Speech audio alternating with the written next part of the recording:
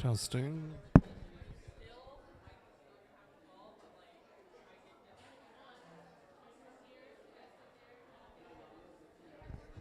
Testing.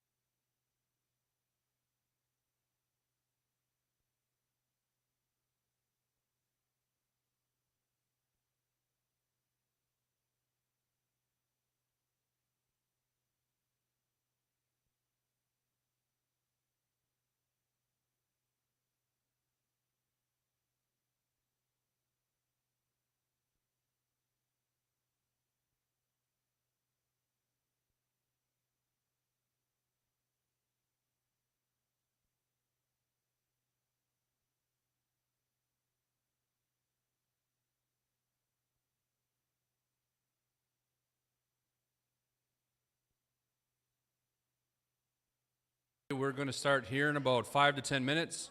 So everybody at the booths, just letting you know that when there are presentations taking place, the booths will be closed. So while the presentations are taking place, if we can bring everybody forward, have them sit down up front so they can get some very valuable information. So again, about 10 minutes, we're going to start. So thank you very much.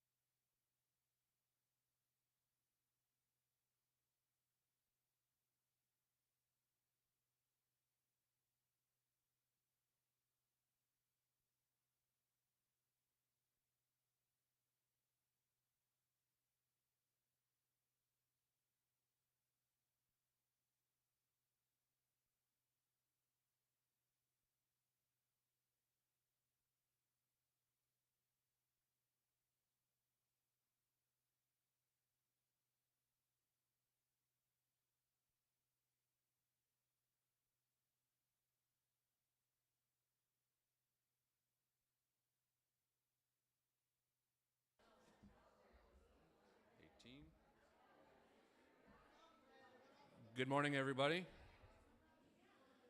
If we can get the booths to shut down and have everybody come forward to the front, that would be very beneficial. It's okay. You can come forward. Yeah, I know. It's all right. Do it.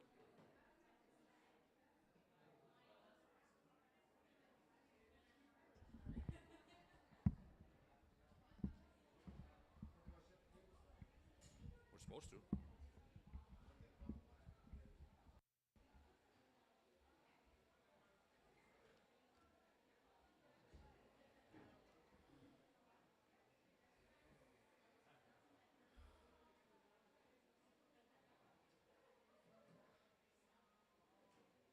So again, hello, everybody.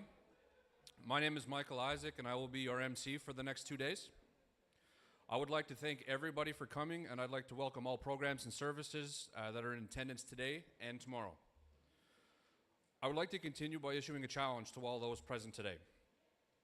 I want you to text, Facebook message, email, message, or call a friend, a family member, or a community member that you know, and tell them to join into the event for the next 2 days. Explain the importance of promoting a healthy community, and get them to come join us and ask questions and give their opinions. This is important of what the LWRI is trying to do.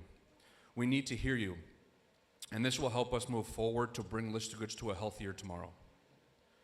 Over the next 2 days, we will be engaging in presentations by experts in their field, having meaningful discussion, and at the same time possibly having some hard conversations that are necessary for progress to a healthier Listuguj. Having said that, we do understand that some of the topics that will be being discussed are, over the next 2 days, may be triggering. So what we have individuals in the crowd. Some of them are wearing red shirts. I will give you the names moving forward, so if at any time you feel uncomfortable, you need to decompress, you feel that you just kind of need to go somewhere and have a chat, these individuals are here to support you.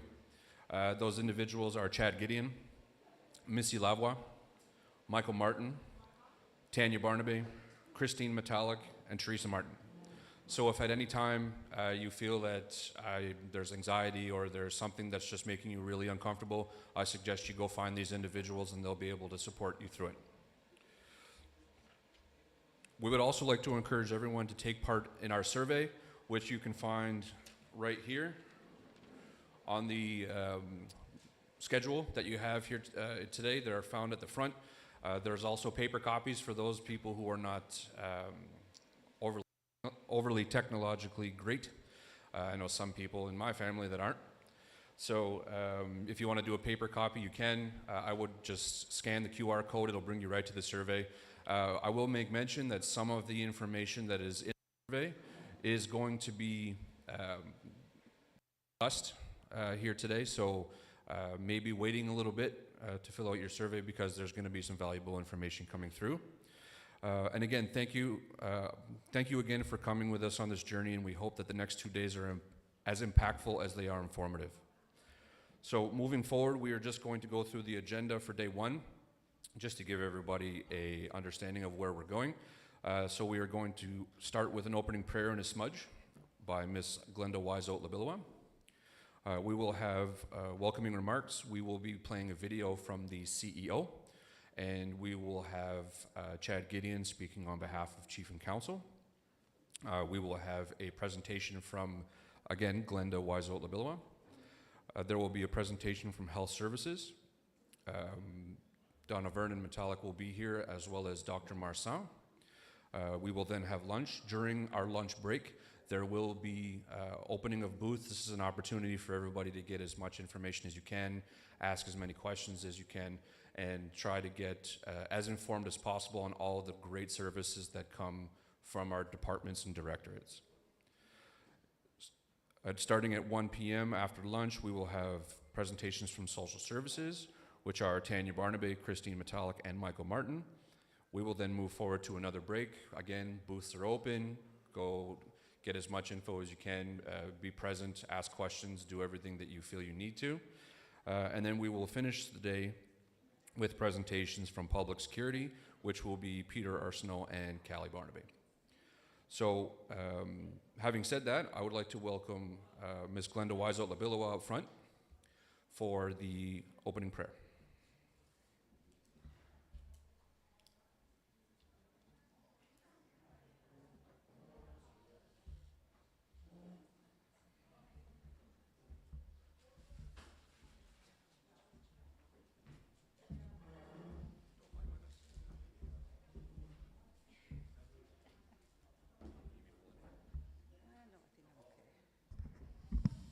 Listuguj. If I can have you stand up for a few minutes, a few seconds.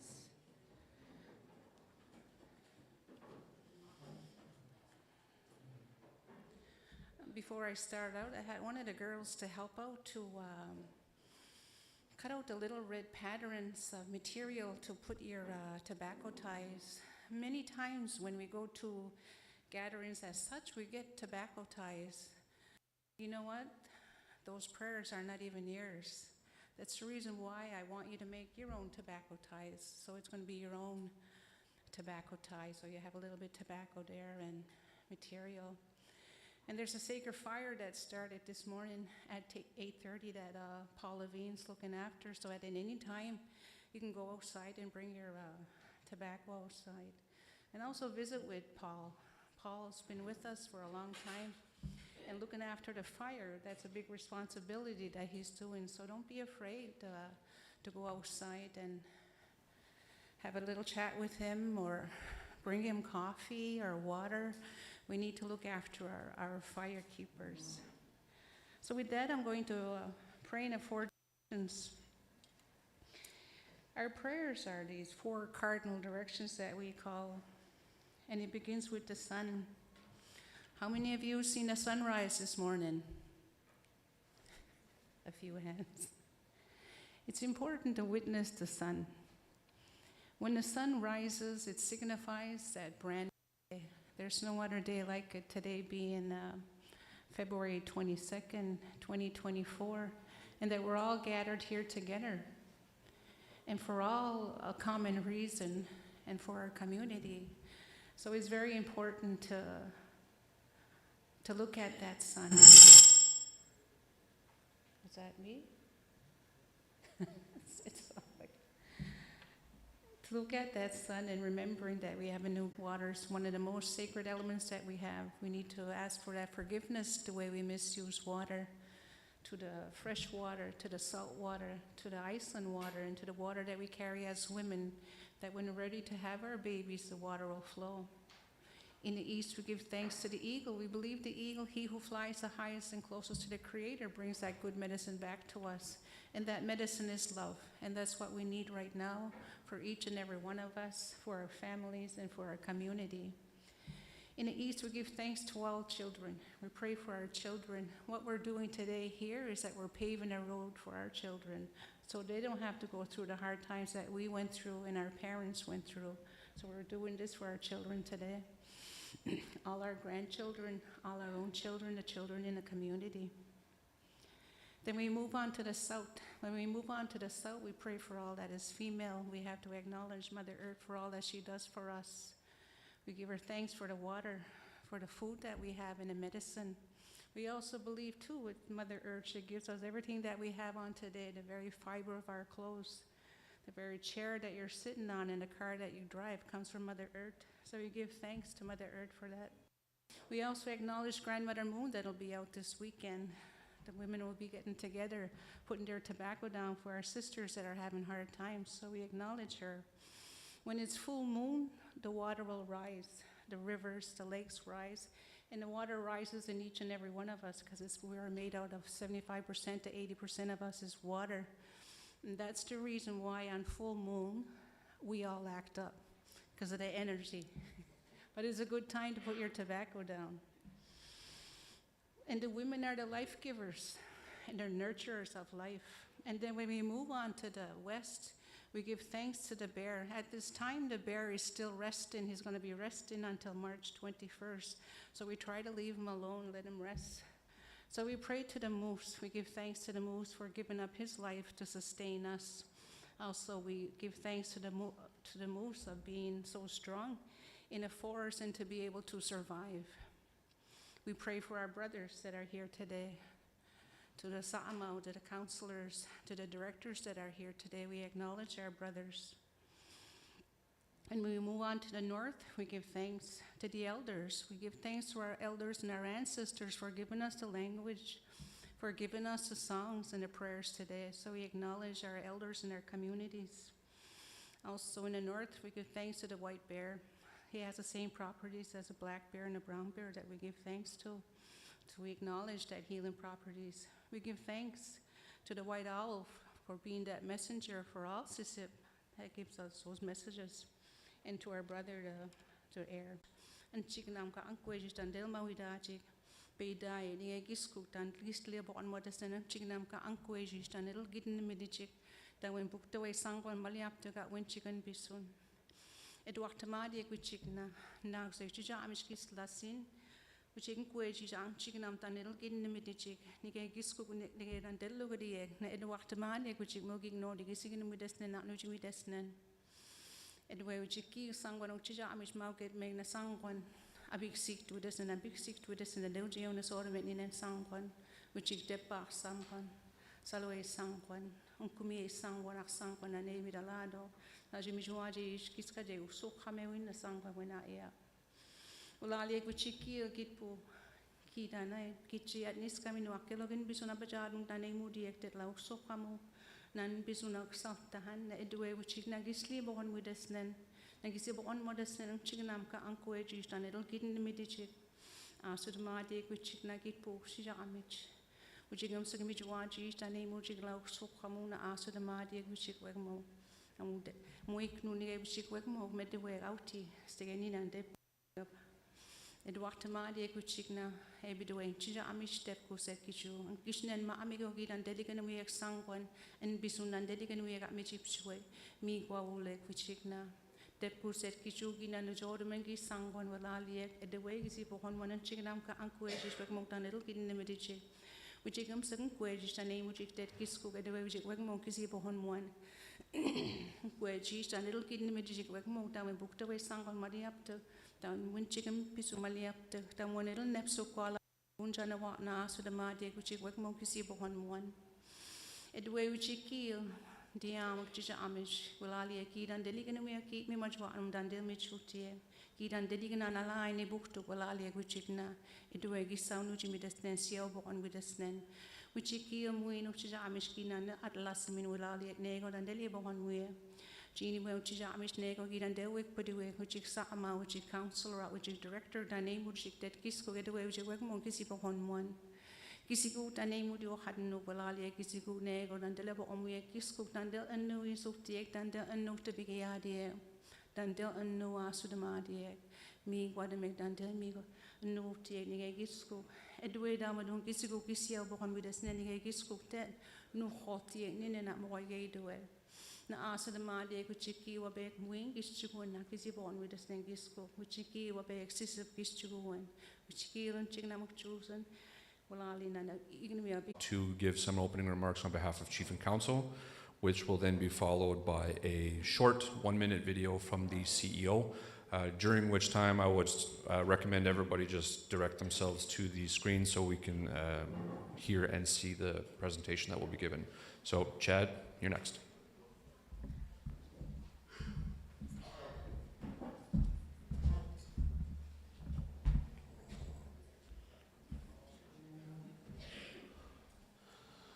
Wat ik ze boek, kisigug, kisku wiskwach, sit norma, ach sit wen. Walali och, dan del bij och, waltasi sit moody och, kiskuk, o chik meski kinwadagan. I would like to wish a good morning to our elders, our family, and our friends.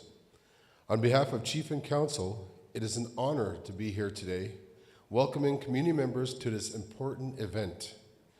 The Listuguj Wellness Renewal Initiative is a continuing process focusing on the well-being of our community.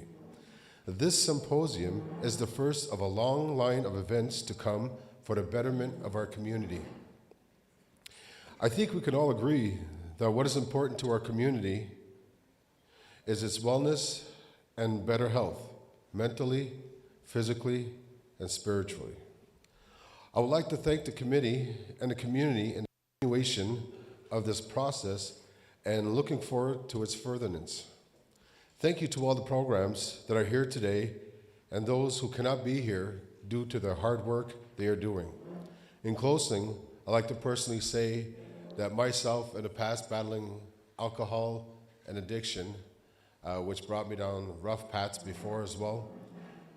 I wish there was services at the time that was more for us, but I am so grateful today to see all the booths that are set up and all the services that are here to provide, and the people and the teams and community members that are here that are willing to help you to save your life, because your life is important. And those that are online right now, you are enough, you are worth it. So life for the better. Walalioch, akazaluloch.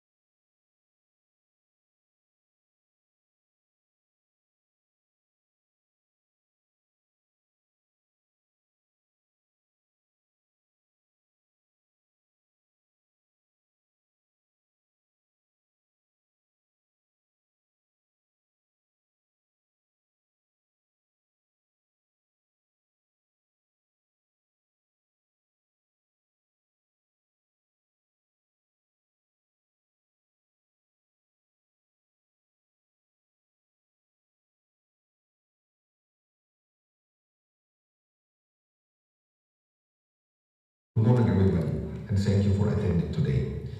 I would like to thank everyone for coming today and tomorrow.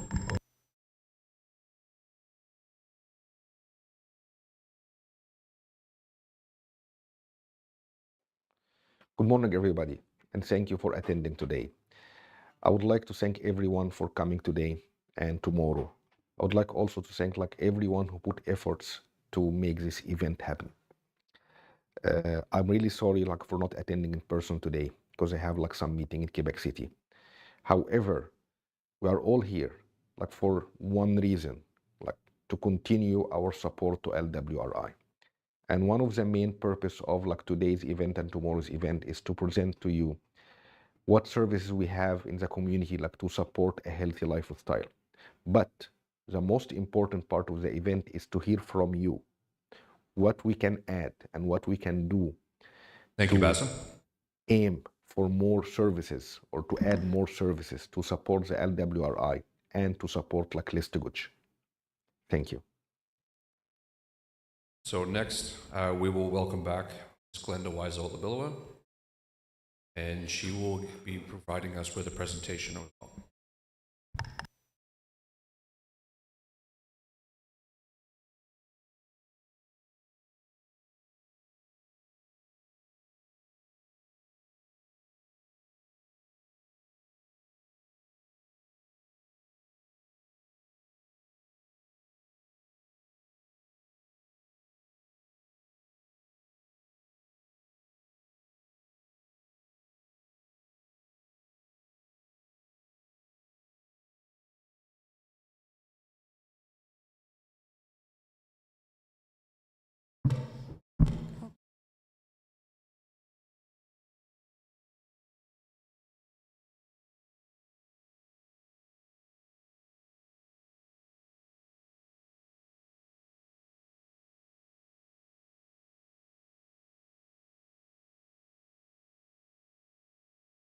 I wanted a committee to be able to share.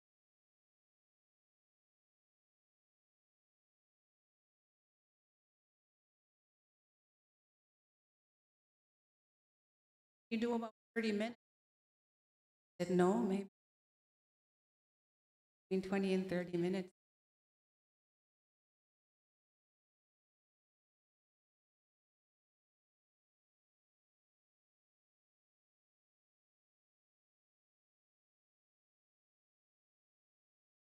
My office that I have. So will you accept? Then that we saw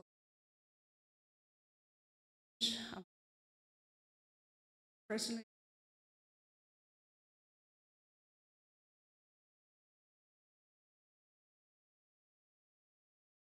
come back home when I'm home every day. Family, especially I come here with my grand.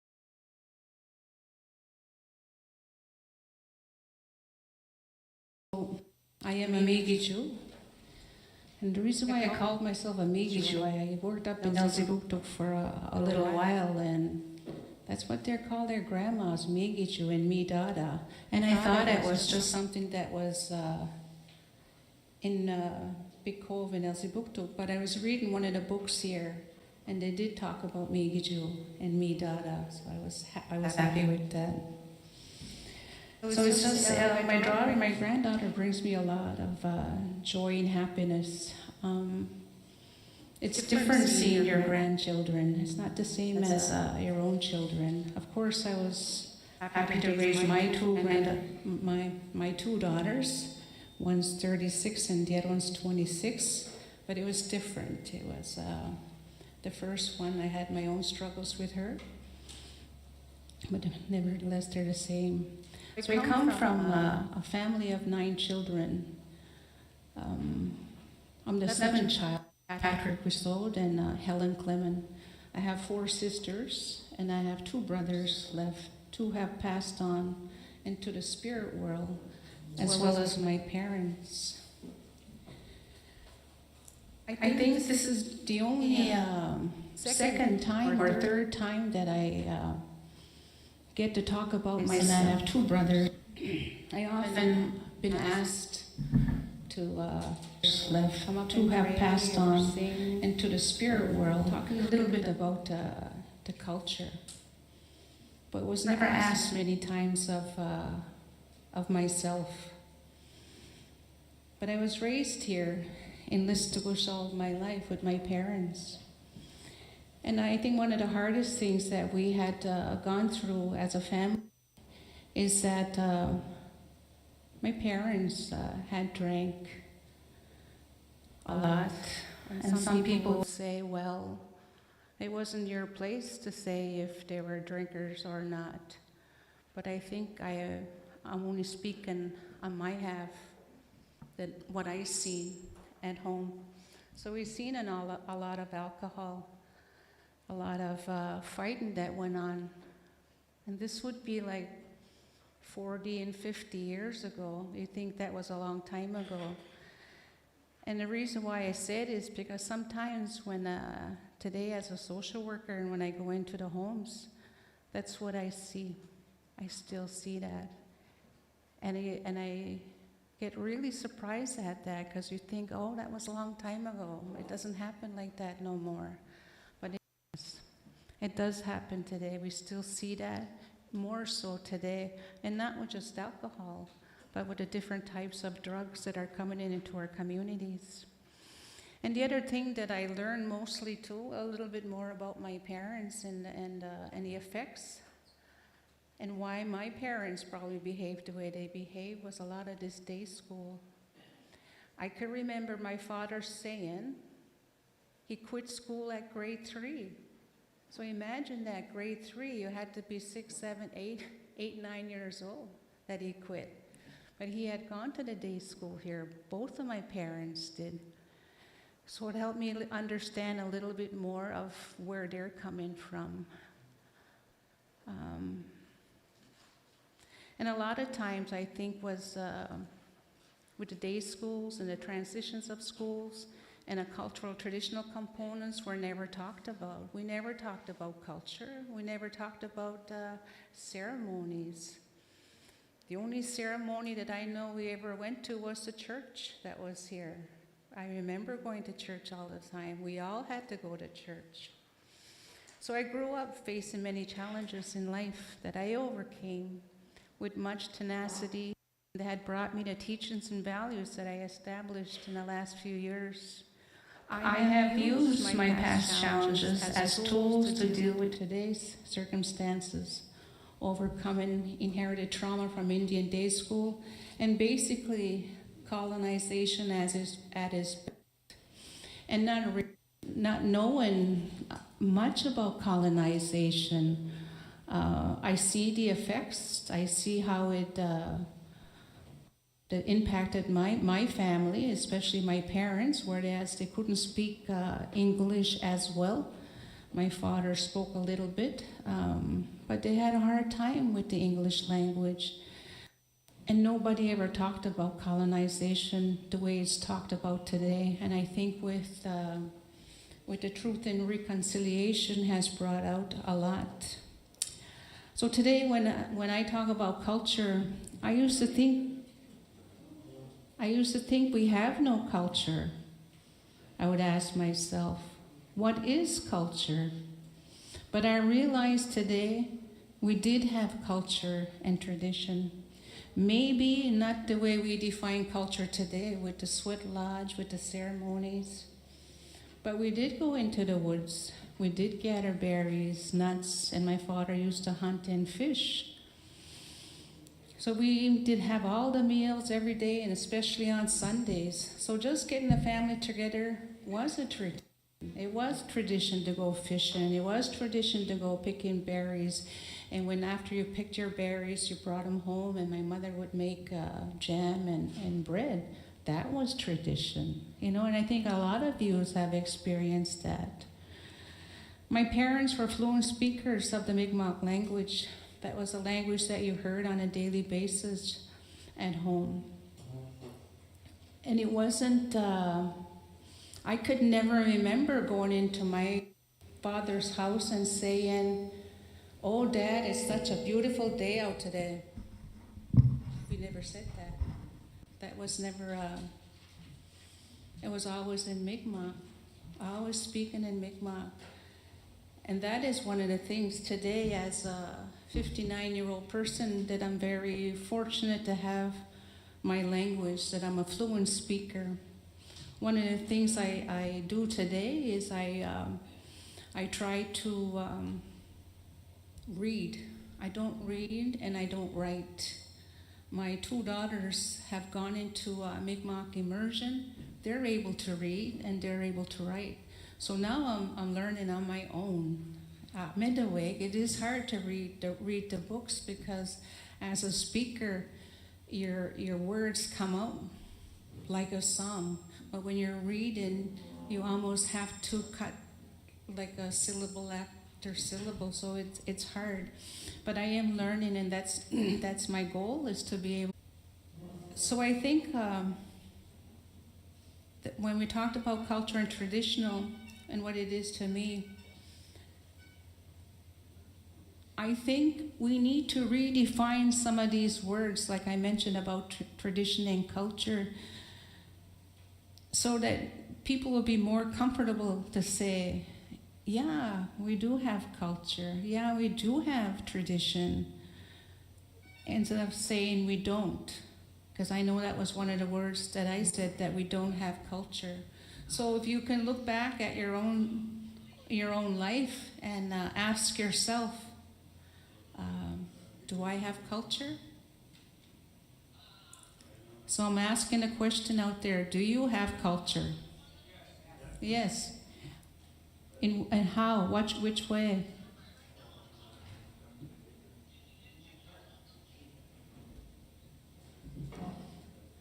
Bernie, I hope that was the creator.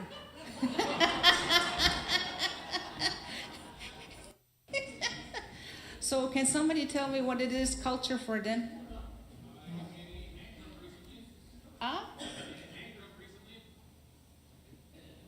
Oh, making a hand drum. Yeah, yeah, yeah, yeah, yeah. Good. And who else? Storytelling. In Mi'kmaq or just storytelling? Yeah, yeah. That was that oral history. That's who we are. When Bill away, what is? Yeah, yeah. Ceremonies, yeah. Culture. Sacred fire in the back that we've had, yeah, that's all culture. So I think again, if we redefine that word culture, we can almost say, yeah, well, I have culture, right? Raise your hand if you all have culture. There you go. We all have culture, right? And tradition. We just have to word it in a different way. So proud to have our language and proud to be Mi'kmaq. I am proud to be Mi'kmaq. So a little bit of background about, like somebody had mentioned, the powwow and the sacred fire that's outside. In 1991, we had our first powwow here in Listuguj. And it wasn't, they didn't call it a powwow. It was the Wabanaki Confederacy here. And at this confederacy is when we had the 5 nations here. We had the Passamaquoddy, Penobscot, Abenaki, Maliseet, and the Mi'kmaq people that came here. So all the chiefs from the surrounding area came here for the 4 days of meetings. The very first days were about meetings. So it was about health, education, housing, those other topics that were out there that time. And I can remember at where the education building is, that was Joe Gray's building. That's where they had all the meetings there at that time. After 4 days of meetings were done, that following Friday, that's when they start having the powwow started here. Down Moffat's Landing. We talked about Moffat's Landing, and at one point they were going to put it up the lake, you know, where Gospem is, and a cross on top. They were going to clear that area, and they were going to put the Confederacy there, but they thought it was too far to go, and that's when they had cleared the land on Moffat's Landing here, and that's how they began having the powwow at that time there. So she was setting up a lodge. We were helping her, and she said, I want you to come into the lodge. And I said, I can't. And she said, why? I said, I can't go in because I drank wine last night. And she said, that's okay. I want you to come in. And I did. I did go in the lodge. And this lodge, this ceremony took about 4 hours. We were in there till about 2 o'clock in the morning. But it's this ceremony, this very ceremony that we had 33 years ago that changed my whole life around. It was there that I was able to find my language. I was able to find the prayers. I finally found what I was looking for. I truly believe when I first went into the lodge and had a lot of emotions, that I was carrying around a wounded soul. And I was 27 years old at that time. And at the same time, when we were finished the sweat, I knew this is something that I wanted, and that I wanted to attend again. And the only requirement for me to attend another sweat lodge ceremony was to be clean for 4 days before. And I said, oh, I could do that. I could be clean. And that's how I stopped drinking, just like that. I truly believe I wasn't a big drinker, but I had great potential to be a big drinker. So I'm really happy to have found the lodge at that time. We used to go to other communities to have a sweat. There was nobody having sweat lodges here at that time. Went to Eel Ground, went to Burn Church, and then into Eel River Bar where Elder Earl Labillo was having a lodge.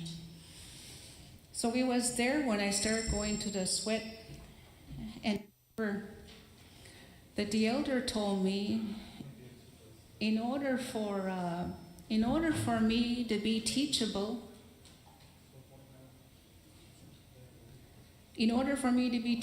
that I had to heal what was hurting me inside, and realizing at that time that I was carrying 27 years of pain. So I had a lot to work with. And it took me about 2 years before I can say I was teachable. Because every time when I went into the ceremony and I had to talk about myself or my parents or my ex, I was crying all the time. So that took a long time to heal that pain. And once I was able to heal that pain, then I was able to start to share some of the knowledge that I've gained through the Sweat Lodge and with other ceremonies to other people. And then I was asked here, maybe about a couple of years after, we used to still have the wellness fair at the Clipper. That's a long time ago when we still had the first couple of wellness fairs there, that I was asked to pray. And that's my very first time that I was able to stand.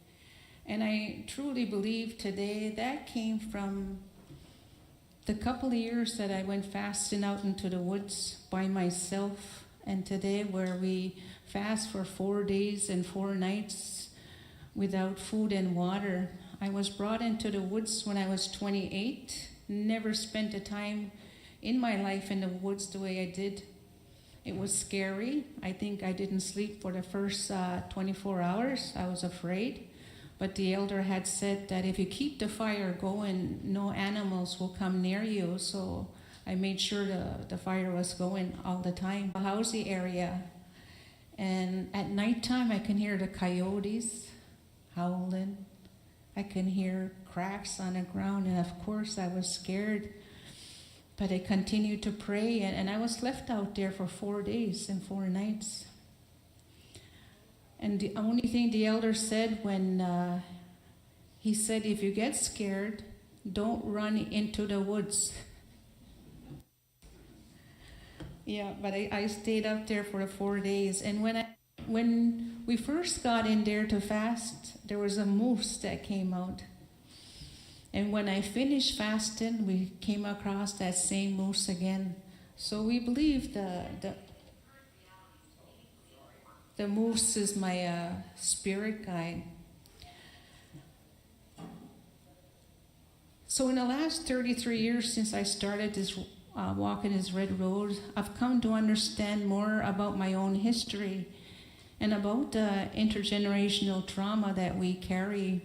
And also, like I mentioned earlier, how colonization has impacted our lives. Understanding more about mission, they were there with me.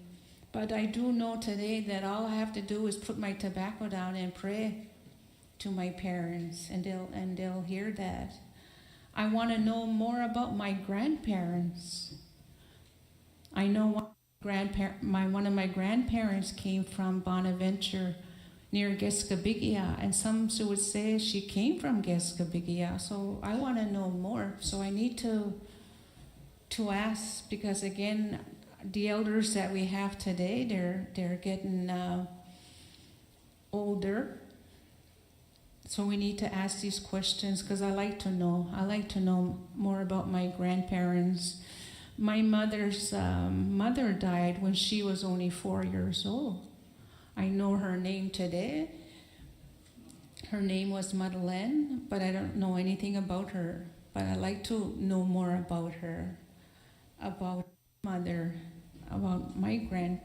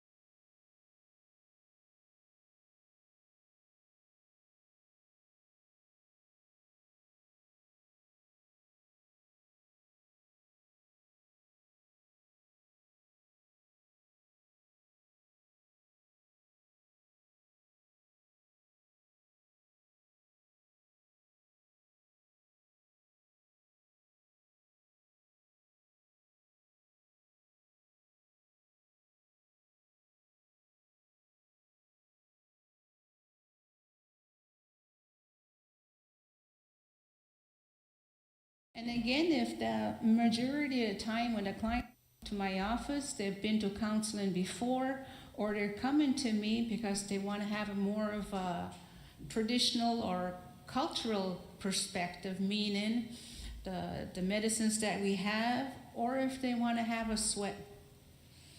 Just last year, I built a 20 by 30 log cabin house that houses my sweat lodge, and in the back, it's 12 by 15 that have a wood stove in the back, and it's enough to sit about 20 people.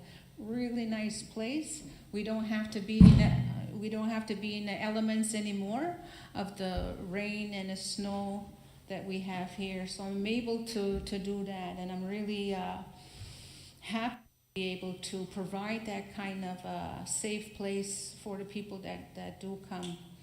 So in all of doing this, it's important for us to keep our culture alive and thriving. It is my way of leaving a legacy that not just mine, but belongs to all of the generations to come. I believe we needed a place to go to that was conducive to our needs in terms of culture and traditional values, a place where you can smell the sweet grass. And as I said, I do most of the counseling in my kitchen.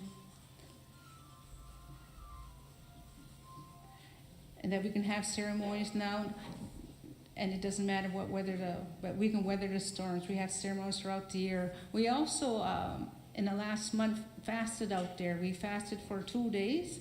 It was a really nice place to fast. For 2 nights, the time was on January 10th when we had that big storm. We were okay in there. The only thing I don't have in there is water. We don't have water in there because I believe we're so close to the house that we don't need water. But I think if not this year, I'm going to build a little extension so I can have a bathroom and a changing room that I can add on. So I believe that ceremonies have helped and guided me to what I do today. And of course, I face my own challenges today, but I have tools today and have elders and family and friends that help me when I need that support so that I'm never alone. It's good to be able to reach out to others, and especially to the ones that are walking this road, and that we need to continue to support each other. So not only do I conduct today, but I also attend other ceremonies that help me spiritually, emotionally, mentally, and physically. I think that's important to do, to attend other ceremonies. I'm not afraid to do that. If anything, that's what helps me, continues to help me. We pass around your tobacco and your little tobacco ties today. You can put out your tobacco outside, and again, take that few minutes to get to know your firekeeper and just give him thanks. He'll be really happy to do that. He's going to be looking after the fire for the next 48 hours here. He's going to be there tonight and the next 2 days. So you can put your tobacco out there and just acknowledge him, because he too needs that too. He needs to know that you care. He needs to know that there's other people out there that are and wanted to know. You know, if you have those questions, ask. In the next couple of days, I'm here. There's some other people here that conduct ceremonies. Ask them. Don't be afraid to ask. And sometimes it's good to offer that tobacco. That's one of the other things about the tobacco, the importance of tobacco.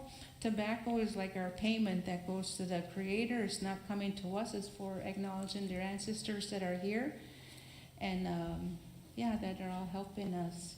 So I want to thank you again for allowing me to be here, giving me the space here. Walalio umsuk, and I hope you have a really good 2 days. And thank you to the directors here, to the chief and council that have established all of this gatherings the next couple of days. Walalio umsuk.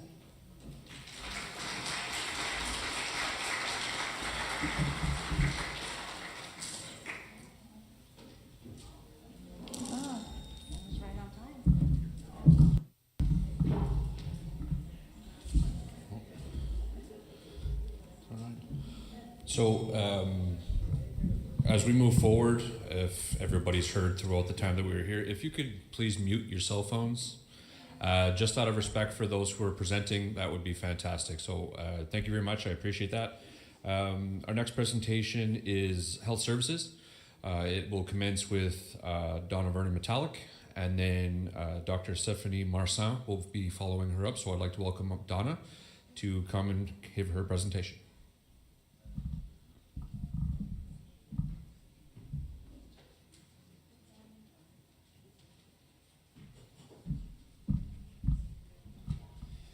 Alrighty, good morning. Good morning, everyone, and thank you for taking the time to come out today to participate in this wellness symposium. I would like to take the opportunity again to thank our Chief, Scott Martin, council members for supporting the creation of the Listuguj Wellness Renewal Initiative.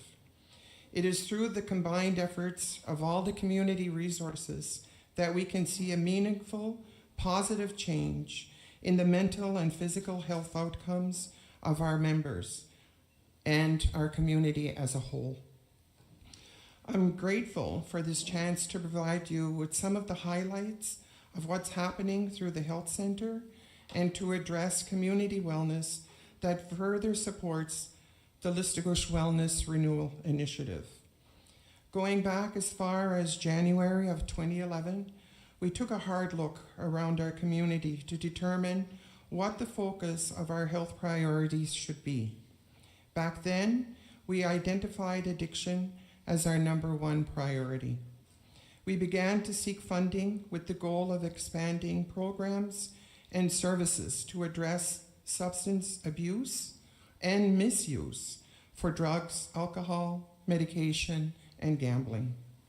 With the input of our community, we were able to identify and implement a number of initiatives and activities through our long-term care health plan, and we believe our hard work with these initiatives is fully supported by you, our community members. The Listuguj sponsored an OIC which prohibits alcohol or drugs use at LMG sponsored events. Increase awareness through fetal alcohol spectrum disorder events for expecting mothers. Deliver prenatal classes to support healthy pregnancies in a culturally appropriate environment. Organize events during National Addiction Awareness Week in November of each year. The development of toolkits for parents to talk to their children regarding drugs. Work with LPD and local pharmacy for the return of unused and expired prescriptions. As an integral part of our long-term health plan, we will continue with this foundational work based on the increase of awareness of the impacts of addiction on individuals, families, and our community. Some of our recent programs we have identified funding and successfully put in place are the following. Medabenech, which is breaking the cycle. Support groups for community members who are struggling with mental, physical, and social burdens associated with addictions. Support for mental health referrals increase as a result of COVID-19. Streamline intake for treatment, including assessment and blood work if necessary. Naloxone training and kits are available to community members at no charge through the health center. Support for harm reduction through the installation of safe, sharp, disposable box at the front door of our health center. Free, confidential screening for hepatitis C for community members, and the distribution of sharp containers to dispose of needles properly. Safe drug use education with focus on prevention of disease and overdose, detox and treatment referrals and support, telehealth in partnership with the Chum Hospital in Montreal. The physical, mental, and social issues associated with addictions are not easy. Not for the individual struggling with the addiction, but also for the family and friends who stand by helplessly watching the slow death of a loved one. This situation has been compounded by the increased mental health issues and addiction levels as a result of COVID here in Listuguj. What we have been trying to achieve at the health center is a wraparound level of service for those who seek and are ready to receive our help. The Listuguj Wellness Renewal Initiative contributes to our community's care trajectory, which leads to improved accessibility and quality of addiction support programs, services, and results. Once again, I want to thank you for your time and attention.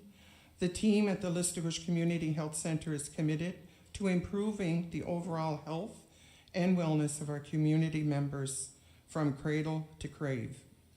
It is only through your engagement and participation in all we have to offer to address our own special health needs that we can truly measure our successes. Now it's my pleasure to introduce to you Dr. Stephanie Marsan, who specializes in addiction recovery through the CHUM Hospital. Our team in Listuguj has been working with Dr. Marsan since October 2019 on the telehealth project that supports Listuguj community members during their detox and recovery phases of addiction. So a warm welcome to you, Dr. Marsan, on behalf of our community. Thank you.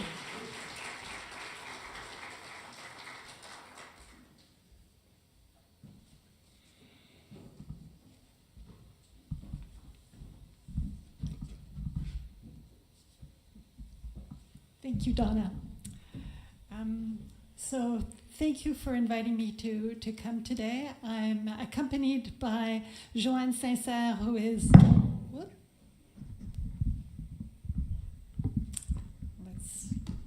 I think it has a mind of its own.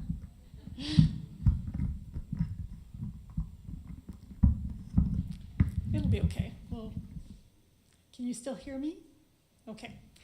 So as I was saying, I'm accompanied by Joanna, who is one of our nurses at the Addiction Medicine Clinic, and she will be speaking as well.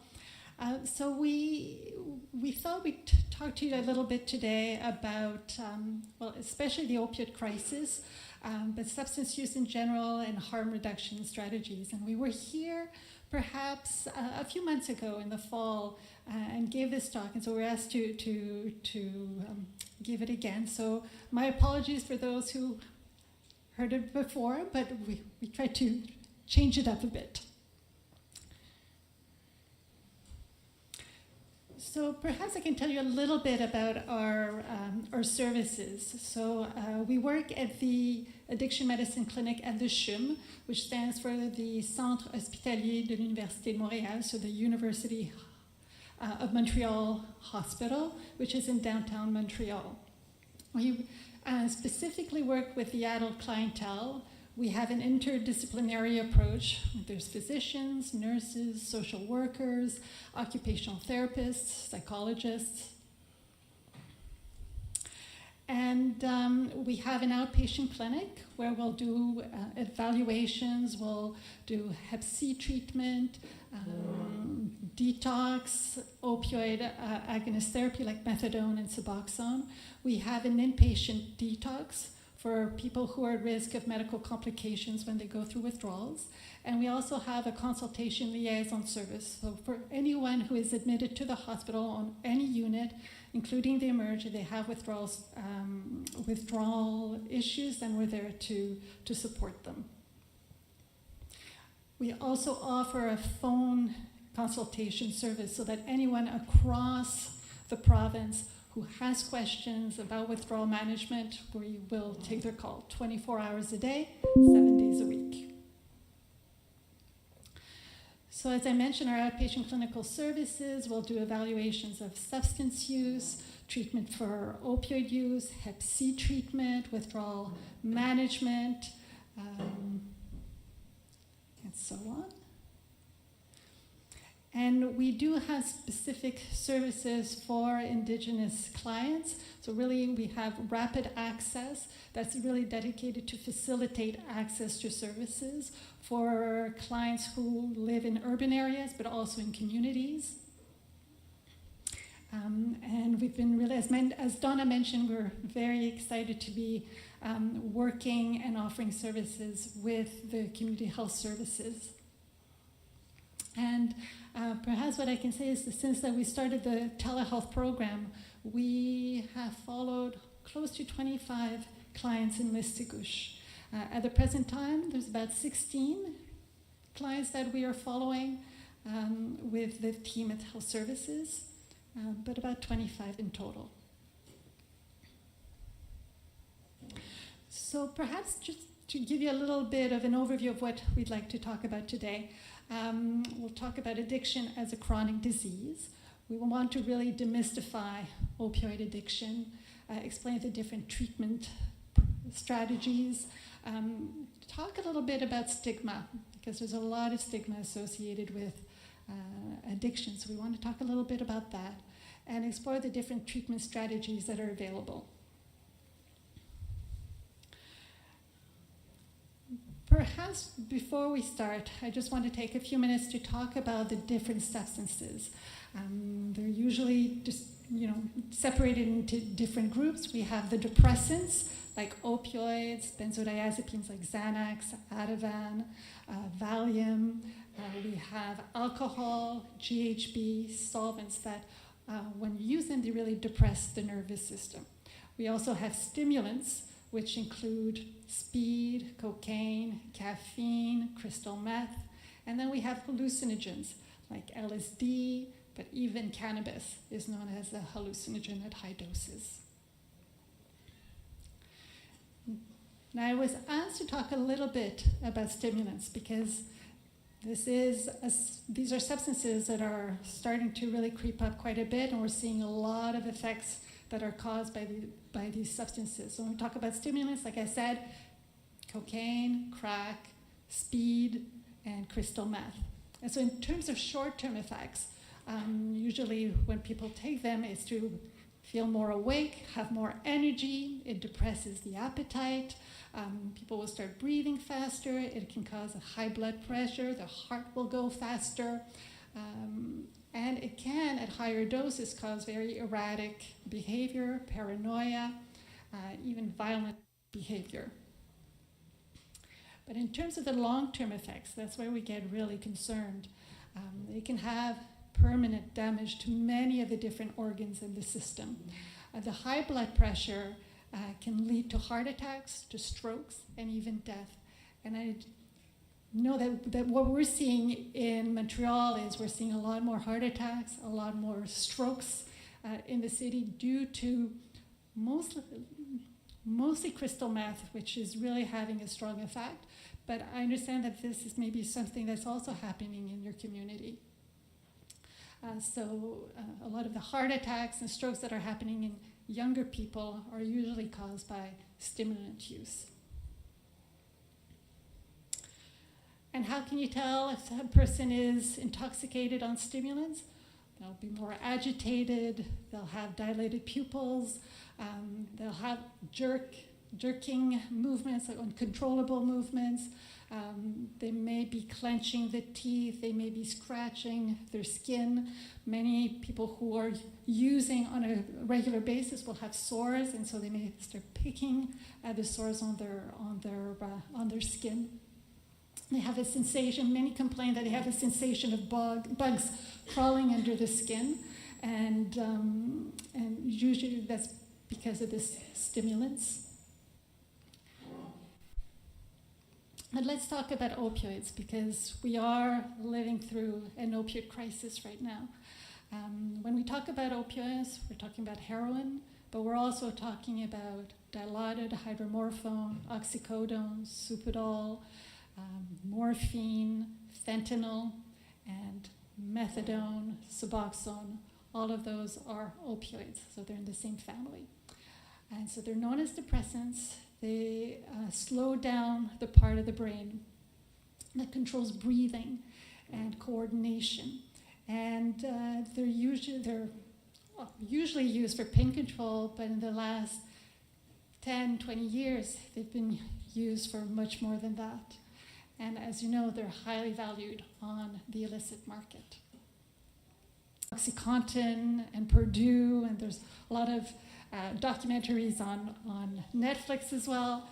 But Due to that, we started seeing a lot more. There really was an increase in the opioid use in the general population.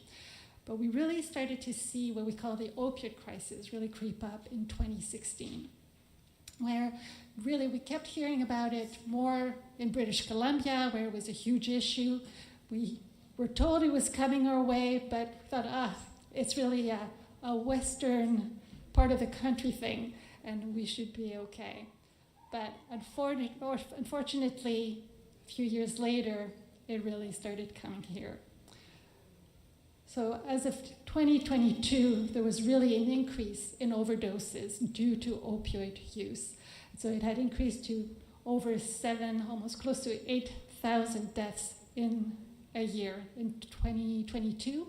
And as the end of 2023, there had been over 25,000 deaths due to overdose in Canada. We thought things were getting better, but in Montreal, we have about 150 overdoses a month.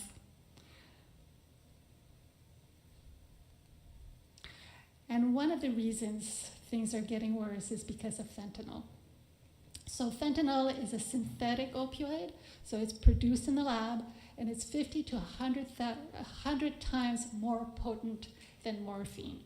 It's really highly valued on the black market, and it used to be that very severe chronic pain for people who had cancer, and that was it. But it started being found on the black market. People would cut little pieces of the patch, either suck on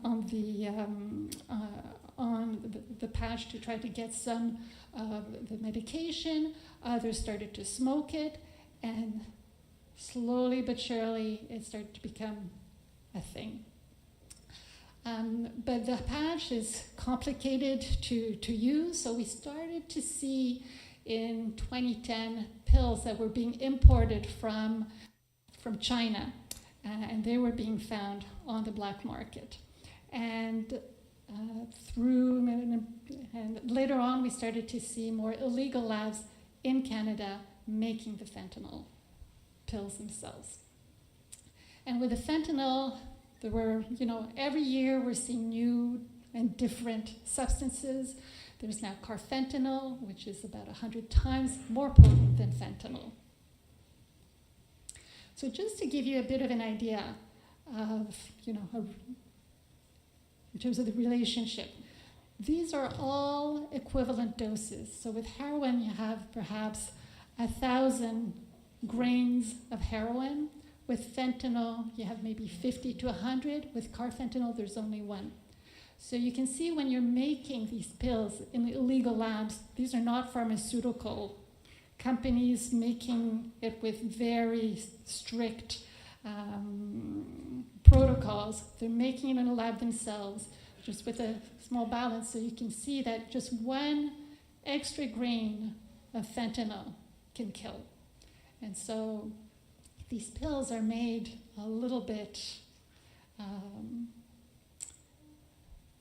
they're not very regulated. Now with COVID, things just got increasingly worse. The pandemic health regulations made it so that there were border closures, resources were closed, there was social distancing, so more isolation, even the addiction resources were closed. So people didn't have access to their substances, and they didn't have access to substances and not to resources as well.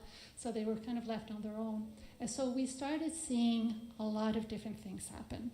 One of which was just more new substances being created, more labs being created to make up for those issues. And one of those substances is called isotonitazine, which is also a new synthetic opioid that is even stronger than fentanyl and carfentanil. It's known as Tony, and it's described as providing that rush of fentanyl, but it lasts a lot longer. So it's often mixed with other substances. It's usually found as a blue pill with the inscription A/2 15, and it's made to look like a 30 milligram oxycodone tablet.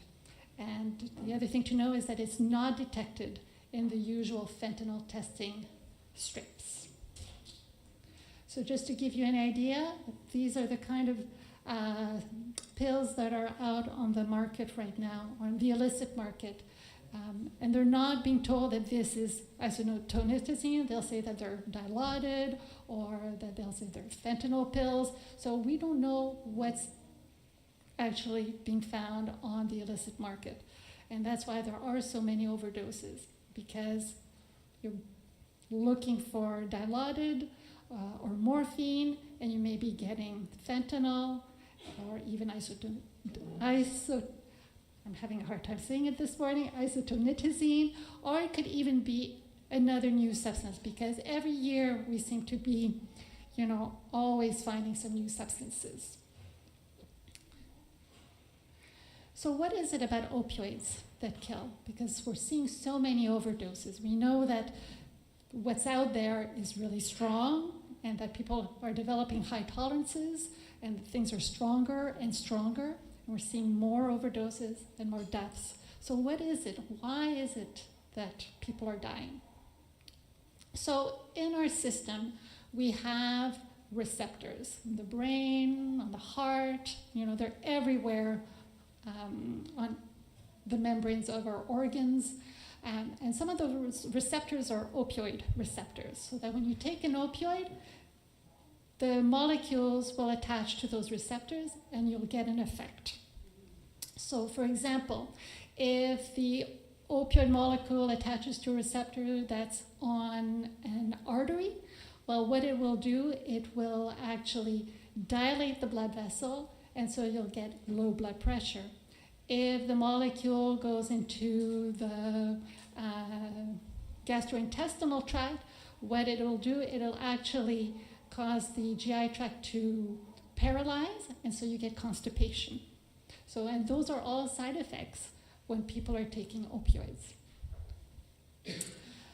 Now, one of the big things where opioids work, they work on the brainstem of the brain, which is the control center for breathing. And of course, as you know, breathing is important for our livelihood. We need fresh oxygen to be able to nourish our cells. And when we breathe out, we remove all those toxins. We get that carbon dioxide out of our system.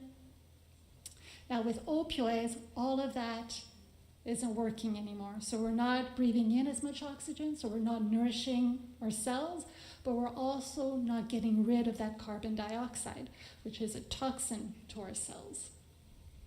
And so if we're not getting rid of all of those, if we're not getting rid of the toxins, then our cells start to react. They start to swell up, and we get more swelling, we get more fluid in the lungs, our breathing gets even more difficult, and then we can die if we don't get any medical help.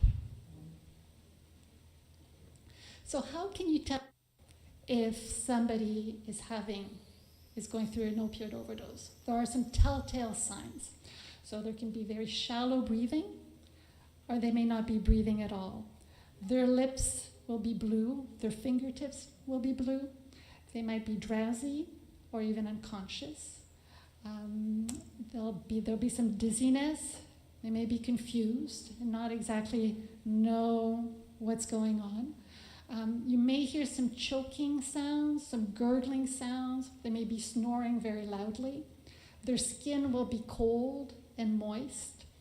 And one of the telltale signs is really to look at the pupils, so that if they're very, very, very small as a pin, then chances are that it's the very high chances that it is an opioid overdose. So one of the first things we usually do if there's a person that's unconscious is to open the eyes and look at the pupils.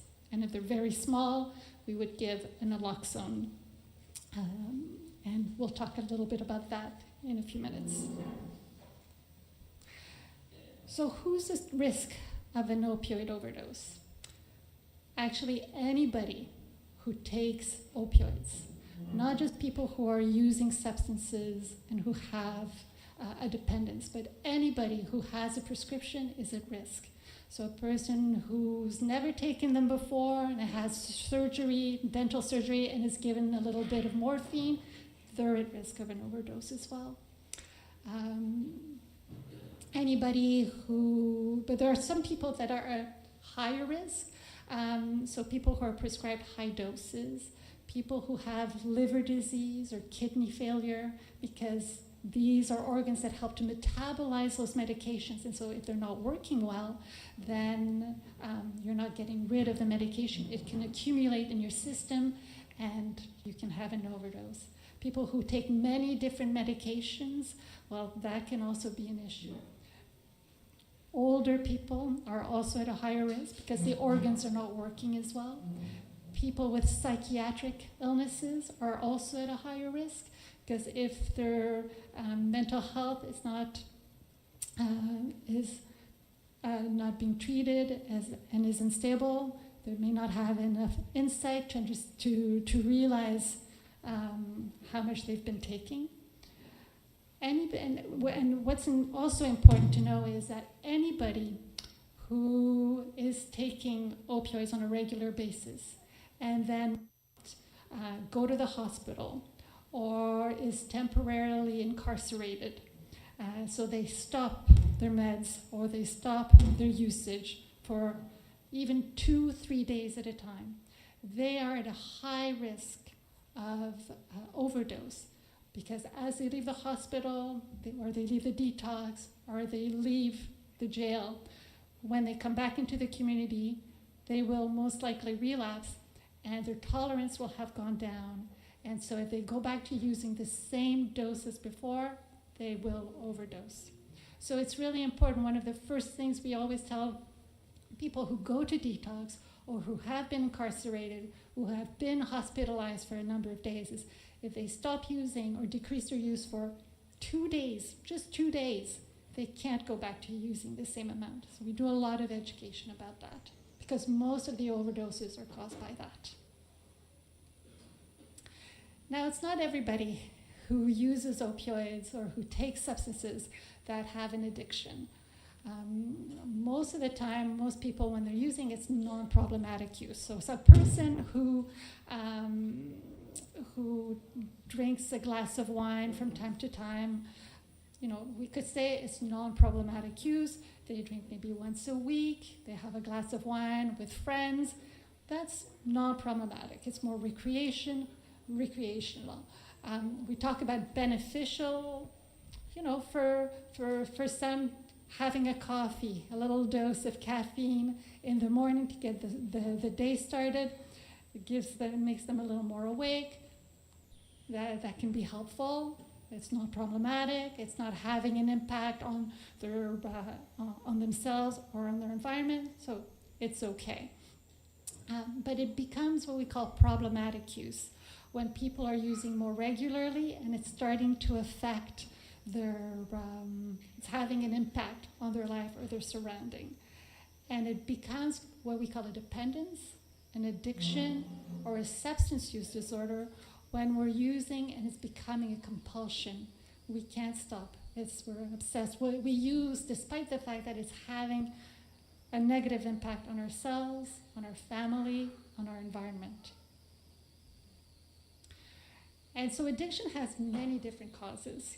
We have to look at the individual, we have to look at the drug itself, and the environment as well has a lot to do with it. When we look at the environment, of course, if we live in an environment where everybody is drinking, well, chances are we'll probably start drinking as well because it's part of our environment. People who also live in poverty are at a higher risk. Not having access to resources is also a risk factor. When we look at the individual, well, we know that genetics plays a big role, that people that have a psychiatric illness are also at a higher risk, that there are certain personality traits that are also at a higher risk, and trauma is a huge part of it as well. But when that sensation rapidly, is it easily available? And are there withdrawal symptoms? So if you look at opioids, the sensation of well-being, like you're in a little cocoon, and so it's a pleasant experience, you get it fast. And if you know where to look, it's readily available. You can also go to a clinic and get a prescription. And when you stop it, you will get withdrawal symptoms. And it's important to know that anybody who takes an opioid and takes it regularly for more than a week, and as prescribed, if you had surgery and you take it every day, just for a week, if you stop it cold turkey, you will get withdrawal symptoms. It doesn't mean you have an addiction, but your body will develop a tolerance. And so it's important that there's a lot of education that needs to be done on this, is that when you do take these medications after surgery, you need to wean off slowly, just over a few days, but you need to give your body that break. You need to do it slowly and progressively. And that's why a lot of people get into that vicious cycle. They think that it's the pain that's getting worse, that is not being treated, that they still have a lot of pain. And often after a week, after surgery, it's not the pain that's still there, but it's more the withdrawal symptoms that people are feeling. So as I mentioned, when people are taking opioids, what they're looking for is that feeling of euphoria. But when you stop it, you get severe withdrawals. And like I said, only after a week of taking this medication on a regular basis, you will get withdrawal symptoms. And when we talk about withdrawal, we're talking about anxiety, insomnia, fatigue. People will get abdominal cramps, a little bit of diarrhea, maybe some nausea, vomiting. Some people complain of having muscle spasms, muscle pain, joint pain, just feeling like you're getting arthritis, and they'll get a lot of cravings. They'll also complain of goosebumps, having hot or cold sweats, chills, a runny nose, runny eyes, and they may be yawning a lot. The pupils will be very large, because remember when I said that when you're intoxicated with opioids, the pupils are very small. So with the withdrawal, it's the opposite. So the pupils are very large, and people are very irritable because they're very uncomfortable. People feel like it's the worst flu that they've ever had, and many feel like they're going to die. Now, usually these symptoms start showing up about 6 to 24 hours after a last dose. It really depends on the kind of opioid that a person took, because some are very short-acting, others are very long-acting. And so it really depends on the opioid, but it's about usually 6 to 12 hours is the usual for starting to go into withdrawal. And the worst part is about 2 to 4 days after they've stopped, but it can last up to 1 to 2 weeks after the last dose. Now, it's not fatal in adults. Nobody will die from an opioid withdrawal. People will feel like they're going to die. They'll be very panicked. They'll feel terrible, but you can't die from withdrawal from opioids. However, the fetus, if there's a pregnant woman who has been taking opioids and goes into withdrawal, it's very dangerous for the fetus. And so it's really important for pregnant women to get into treatment as quickly as possible. And when we talk about treatment, we talk about methadone, Suboxone, and we'll talk a little bit about that later on. Now, with the withdrawal period, it's about 2 weeks usually, but the cravings can last for months afterwards. I'm just seeing, yeah. And of course, people who stop for a certain period of time, it's important to talk about the tolerance that goes way down just after 2 days of not using. So it's, again, really important to educate people that if they stop for a few days, they can't go back to using the same dose. People who are on treatment and stop taking their treatment we have to go back down after a few days of not taking the medication because there's a risk of overdosing. Now, it's not everybody who uses opioids who is going to become addicted, right? Usually, if I can say, everybody has their normal resting state. We're comfortable, we may have some highs and lows, but we have this regular resting state. If we were to use heroin one time, and everybody in this room would get that surge and have that rush, that intense feeling of euphoria, okay, on the first try. And within a few hours, you're comfortable, you're in that state, but you quickly go back down to your normal resting state. And that's the end of it. There may be a short period of time as you come down where your body will, you may be a little irritable, you may be feeling a little cranky, you may have a bit of craving, but you go back to your normal resting state and that's it, and you go on with the rest of your life.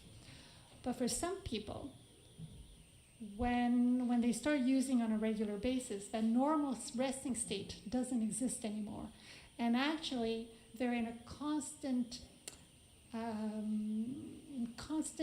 agony and withdrawal, nonstop. And when they're using, it's just to try to get back to that normal resting state, just to try to feel normal for a few hours until the medication or the substance doesn't work anymore, and they go back down to that feeling of agony. So people, when they're using, it's not fun anymore. They're just trying to keep their head above water. They're just trying to feel a little normal, feel like they can cope with the day, like they can actually be able to take care of their kids or be able to do a little bit of cleaning around the house. It's really just to try to be functional.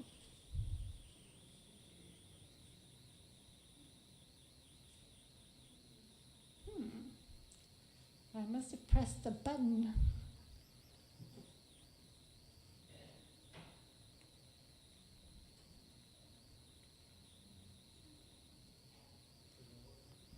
I'm not sure what.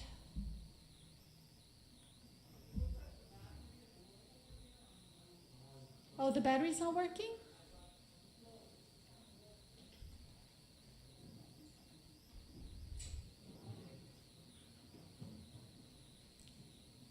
Sorry about that.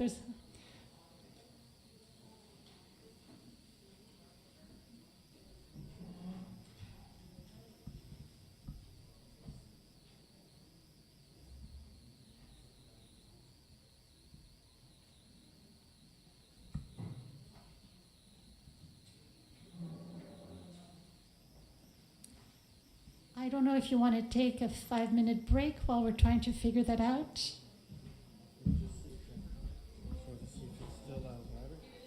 It seems to be working.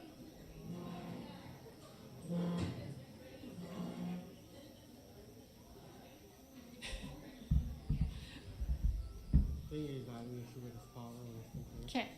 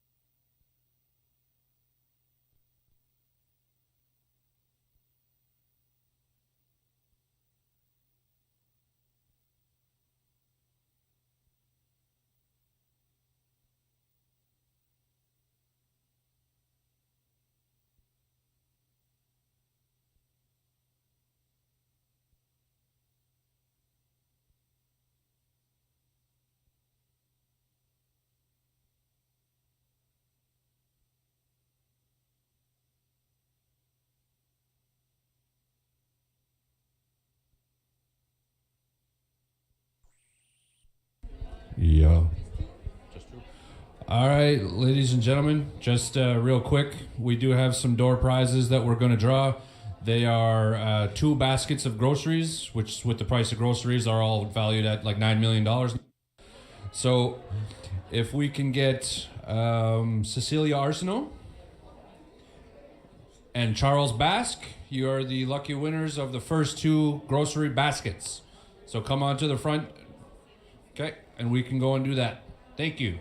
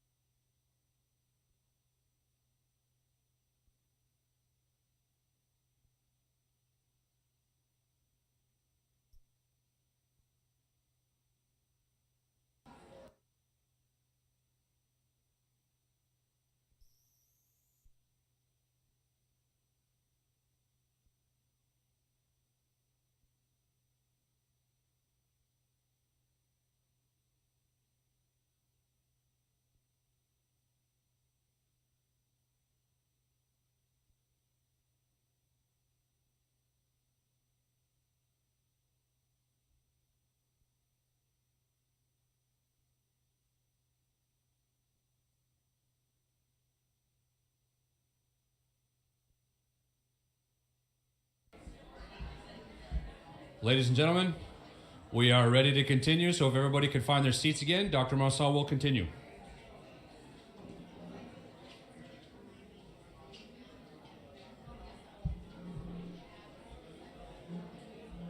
Reminder that during presentations, the booths are closed. Also a reminder to mute your cell phones. There you go. Okay, once again, for the conclusion of her presentation, Dr. Marsan.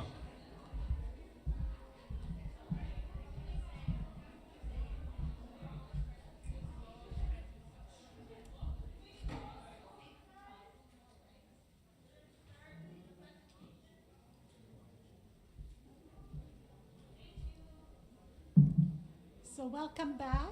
Wait. Okay, so welcome back.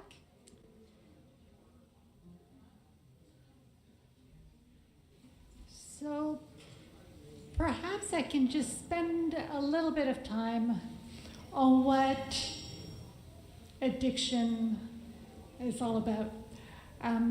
It used to be many, many, many years ago that we thought that when people had an addiction, it was because they just weren't motivated enough or they didn't have enough discipline to be able to stop. What we know now is that it's a very complex chronic disease where there are really some structural changes that are happening in the brain when people start to use substances that may be irreversible.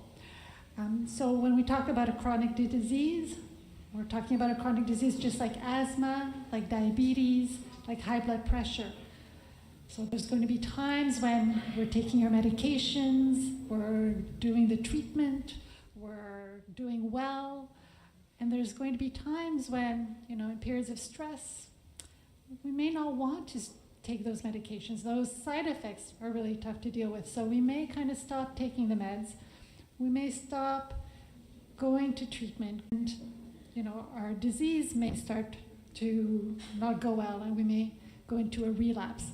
So it's the same thing with addiction. Just like diabetes, there's going to be times when things are going well, we're taking a treatment, our meds, and there's times when, just like diabetes and high blood pressure, genetics has a big part to play, the environment as well. And chronic diseases are diseases that are potentially fatal if they're not treated. Complications can occur, but like other diseases, with addiction, there are treatments that are available, and so a lot of those complications are preventable, but people need to have access to the treatments.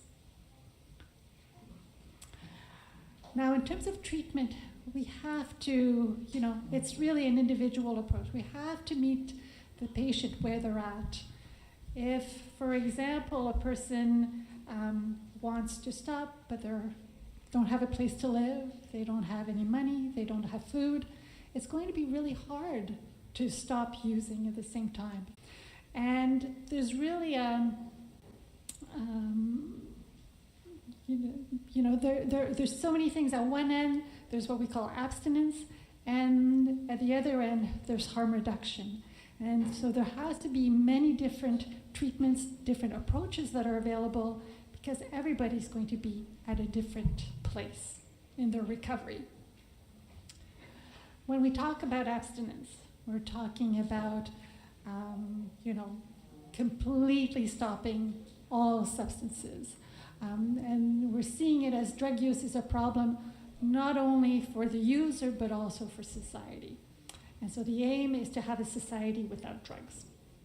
Now, usually abstinence will attract people who are really motivated to stop using, that are probably housed, that have money, that have their basic needs are met. And that's usually acceptable for people who are really having issues with their substance use. That abstinence can be acceptable for about 50 to 20% of people. There needs to be other things that we can offer, or else we're just not giving access to services to 80% of the population who are using substances. So we need to think about other approaches. A lot of the time we hear people will come to see us and they'll say, yes, I'm taking opioids, I want to stop, and I know that if I can just go through the withdrawal, give me 2 weeks, if I stop it, I won't have to use again, and everything will be fine, I can go back to my usual life. And we know that that doesn't work. Usually when we do that, an opioid detox, people tend to relapse and tend to overdose. And so we need to think of different approaches, which we'll talk a little bit more later. But doing the cold turkey with just treating the symptoms isn't enough. There needs to be more, especially because we know now that with opioid addiction, there are structural changes in the brain that are irreversible So we need to train the brain again, and that can take years. So I'll let Joanna go on from here. I'm a little shorter, so okay. So, in treating patient who has substance use disorder, we like to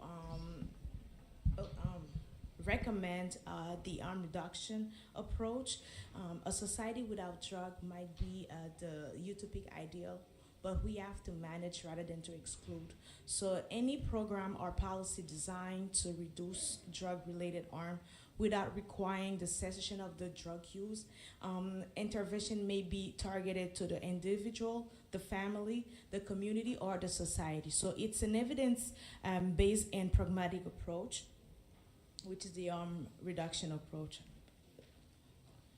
So the harm reduction approach help us to assess the basic needs of the patient, which is housing, incomes, give them access to primary care, access to treatment from abstinence to substitution therapy. We meet them where they're at, and we give them the counseling that they're required from also to pharmacotherapy, psychotherapy, counseling, traditional healing practices, and other activities such as offering psychosocial services and outreach to these patients. We also, in the harm reduction approach, we use preventive measures, which is to educate the patients, counseling them, like I mentioned before. We give them access to needle exchange program, so we can reduce the risk of contracting infection, whatever they're using, access to naloxone kit, the screening of bloodborne disease. They're injecting well, which site it's better to use better than the others, and also some law enforcement policies and protocols. Okay. So speaking of bloodborne disease, a large hepatitis C is widely spread among people who are using drug intravenously, and it's in our data, at least 70% of the new infection of hepatitis C come from among people who are using, and it's increasing to 90% after 5 years of using. So it's really important to do the screening. Hepatitis, it's for HEPA, it's for the liver, itis, inflammation. So basically it's the inflammation of the liver.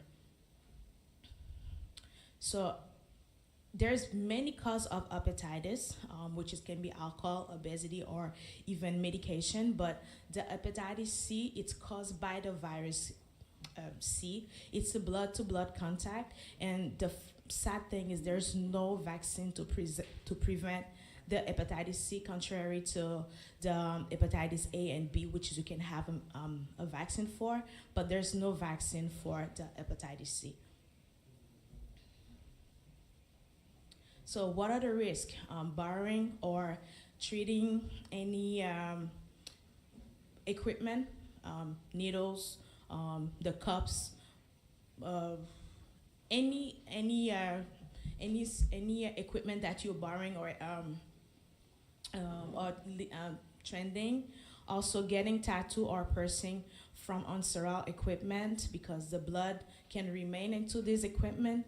Borrowing personal items such as toothbrush, because there can be from your gums, there can be a little blood that can remain on the items. Also, I can't see from here, but it's also for blood-to-blood contact, and also from mother to infant, you can contract hepatitis C. So about of hepatitis, it's a slow progression. It can over the 20 years. We mentioned before, it's the inflammation of your liver. At first, the liver is normal. In the first 6 months, we call it the acute infection. This is the period where some people can clear the hepatitis by themselves. After the 6 months, and that's 25% of people that can clear the hepatitis C by themselves in these first 6 months. After this first 6 months, we go into the chronic infection, which is 75% of cases, and at 20% of causes, and get into even cancer, which is something that we can also not only prevent but can be treated. So it's important to act rapidly, even if it's a slow progression evolution. So what is liver cirrhosis? Cirrhosis, it means that the liver is carrying. So when it's inflamed, a healthy liver, it's more like jello-y. It's smooth. But whenever it has cirrhosis, it become more firm, hard, bumpy, and it feel like a rubber. It's not as elastic, if we can mention, to function. That's when we call it cirrhosis. And people who have cirrhosis can be quite ill. So we can see the evolution of the infection on the upper right. It's healthy liver. You can see it's smooth. And the one below, it's firm, rigid, not really elastic. So it's really hard to function and to work. And on the other side, it's to show you the progression in the state of cirrhosis as well. So how do we find out if we have hepatitis C?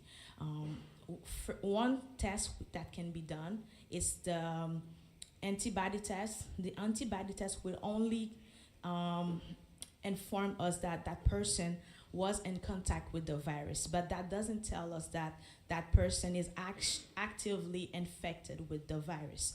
To know if that person at the present time, and that will confirm that the patient is actually infected.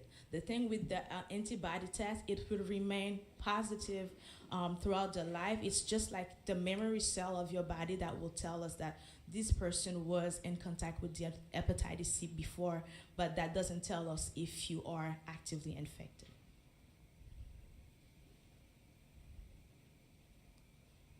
So it's easy to treat it. I heard from my colleague that before it was very complicated to treat hepatitis C. Is as if that person had cancer, because the treatment was very awful. People was very sick. They were hospitalized. Some people couldn't even go to work. A lot of side effects. But now it's very easy. It's medication that you take by mouth from 8 to 12 weeks, depending on which medication. For the Eclusa, the one that is on your right, but my left, well, it's one pill during 12 weeks, and the Mavuret is 3 pills for 8 weeks. It only depends on the patient's preference, and if it's not working, if let's say it's not working, the treatment is not working, you have the Vocivi that we can try for 12 weeks. But it's really rare that the medication is not working. We just have more options. So in conclusion, it's very easy. It's only a blood work that will let us know if you have hepatitis C. The treatment is very safe because there is few side effects.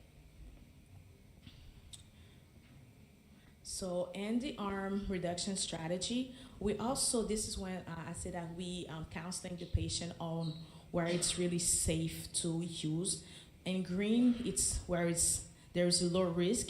In yellow, it's mild, I could say, and red is very risky, because these are the places where we have major arteries and vein that go straight to the heart and brain. So we don't recommend this vein. Material, the danger of sharing material, because they can contract infection like or viruses, the changes of tolerance, like Dr. Merson mentioned before, the chances of drug quality. Let's say if the substances has changed in aspect, or if they change their drug dealers, just to make sure to have the substances test before the using. The mixing of substances, like Dr. Merson mentioned before, let's say for alcohol and opioid, they're all depressant. So when they're mixing different substances, so they're a higher risk of overdosing. Also, the change of route administration.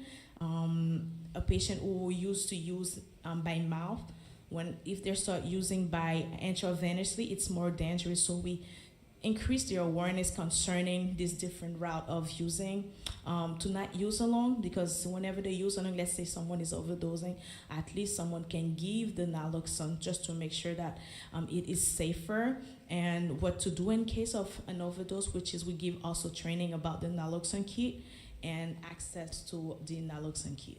So these are all the strategy that we do to help the patient who's using, to reduce the harm that is around the fact they have a using problem.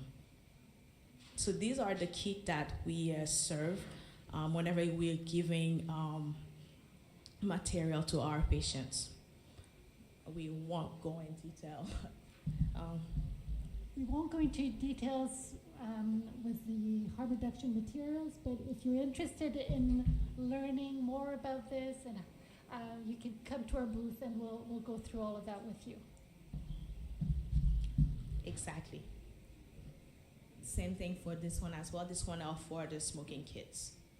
These are what the safe consumption sites looks like. People can have counseling. They have someone on site that can provide help or naloxone if there's an overdose.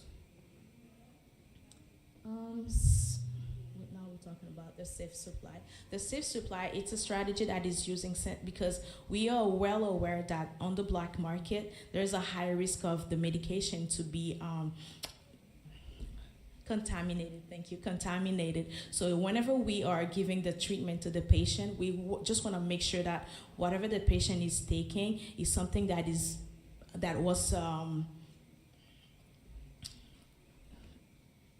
was made in pharmaceutical way. So we know that there's a better way to not control, but to decrease the risk, thank you, of overdosing. And also it protects the patient from incarceration. Okay, next. About the naloxone, the naloxone, how it works, it goes into the opioid receptors, and it takes the opioid from the receptors. So whenever a patient is overdosing, and when you administer the naloxone, it takes away the opioid from the receptors, and it's rapid, but it lasts from for medical services to take over. So yeah, so just to continue about the naloxone, it reverses the effect of the opioid. It's a safe product. It's used in hospital over 40 years. It can be administered intramuscular or intranasal. It's really effective within 2 to 3 minutes. It lasts from 30 to 90 minutes. Side effects, it leads the patients to having opioid withdrawal syndrome, because that when, it's really important, if you have any inkling that a person is going through an overdose, you give it. It's not going to interact with anything else. It's a very safe medication, so it's important if you even wonder if there's a person, sorry about that woke me up, that if you see a person and you're wondering, just don't hesitate, give the medication and call 911. It's important also to realize that when you're giving the medication and they wake up, that they may be quite irritable because they will be in withdrawal. So it's important to call 911, to have 911 come on the scene to make them, to assess the situation and to care for them. But they may be irritable, they may be angry that they were awakened and that they're now in withdrawal. So it's important to remember that because it's a reality.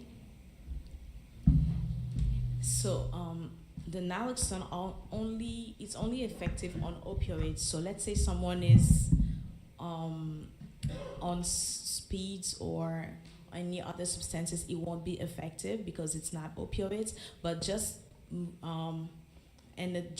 when you have a doubt, is to just give the medication just to be sure. And so each naloxone kit have the one that we give at the hospital. There are kits that, because they're also the injection one that people could give, but we do give the nasal spray. It's a 4 milligram. Which one? It's a single dose because you don't have to try it before you give it to the patient. As the moment that you open it, we'll go through the steps. And there's no prescription that is needed to have it. Anyone can go to the pharmacy and ask for a kit. It's effective on Tables have them, so please feel free to go pick one up. And to also, yes, Jennifer has some as well, and so don't hesitate to grab a kit.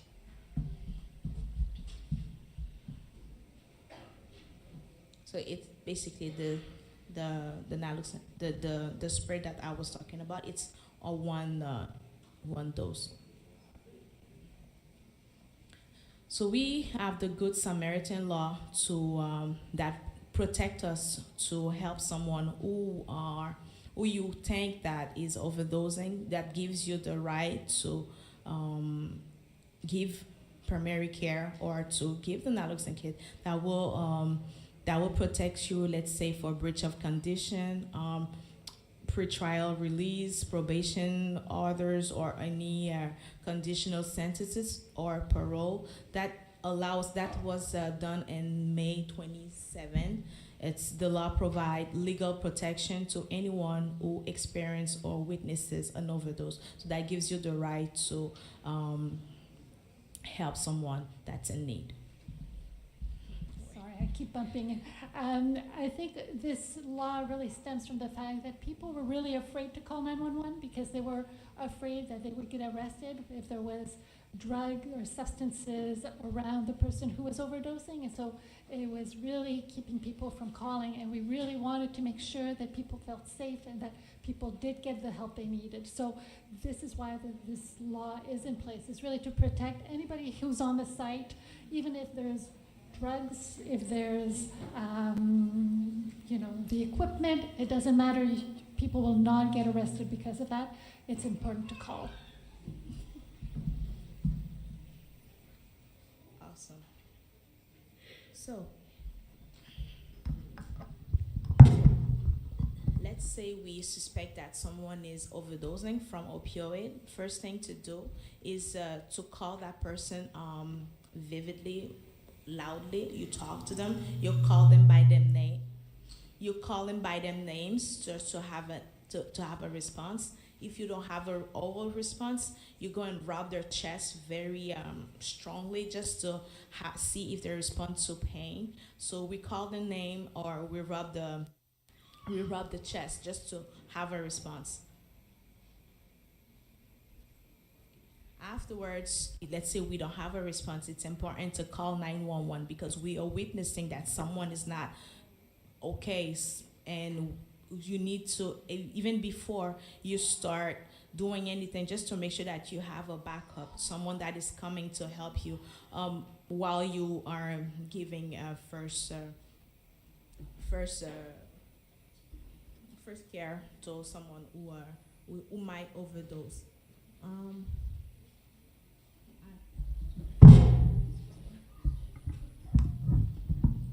All right.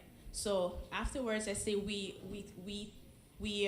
doubting that person is having a opioid overdose, to lift the head just to make sure that we have access to the nostril, and then we administer the medication. Like I mentioned before, you don't have to try it first. You just go straight right in and you administer the dose of naloxone. You probably will have a response within the 2 or the 3 next minutes because it's very effective.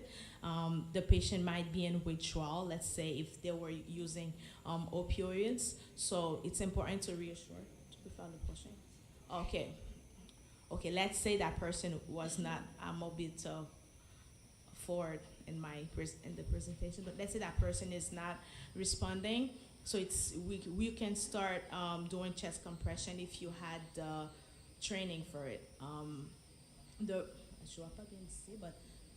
And after that, if the patient does not wake up, you can give another dose of naloxone, and you can repeat that 4 to 5 times till the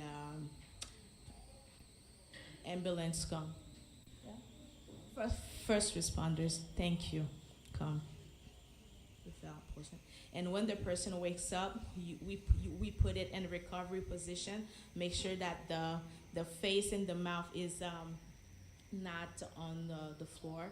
The legs, as is positioned on the slide, we explain what happened. We reassure the patient that what you've done. Also, to avoid any opioid use, because the naloxone takes away the opioids over the receptors for 30 to 90 minutes.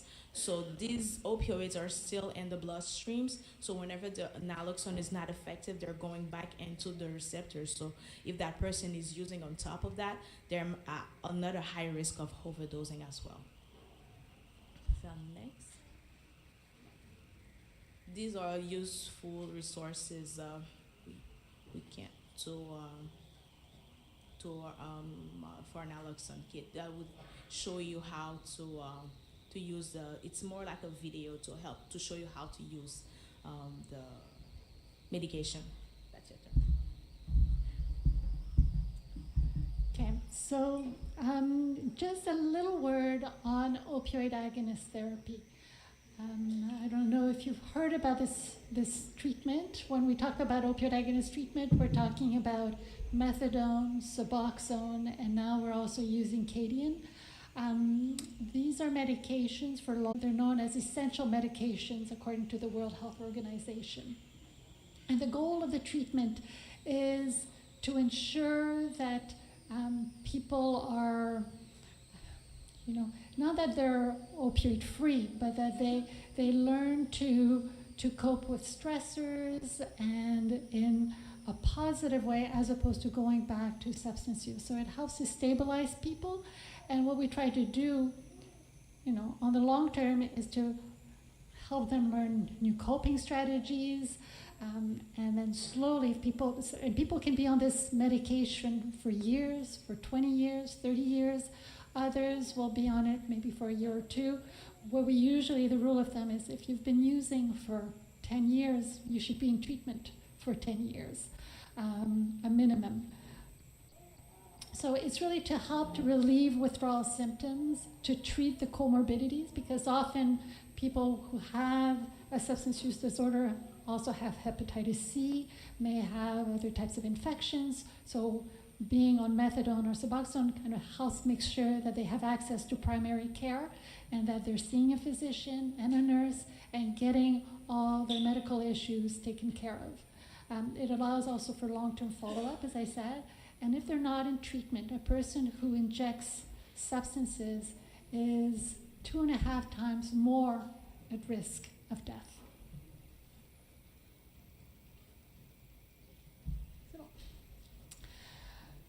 So when people are using opioids, people are injecting, it doesn't last very long. Remember I talked about, the normal resting state in 1 hour where they're feeling okay and they go back down. And so they have to use a minimum of 4 times a day, 4, 6, 8 times a day to try to feel normal. So what methadone or Suboxone does is that it keeps a person comfortable for 24 hours. They take their dose in the morning or at night, and they're comfortable for the whole 24 hours. There's no more of that up and down. They're just stable so that they can go back to work. They can go back to school.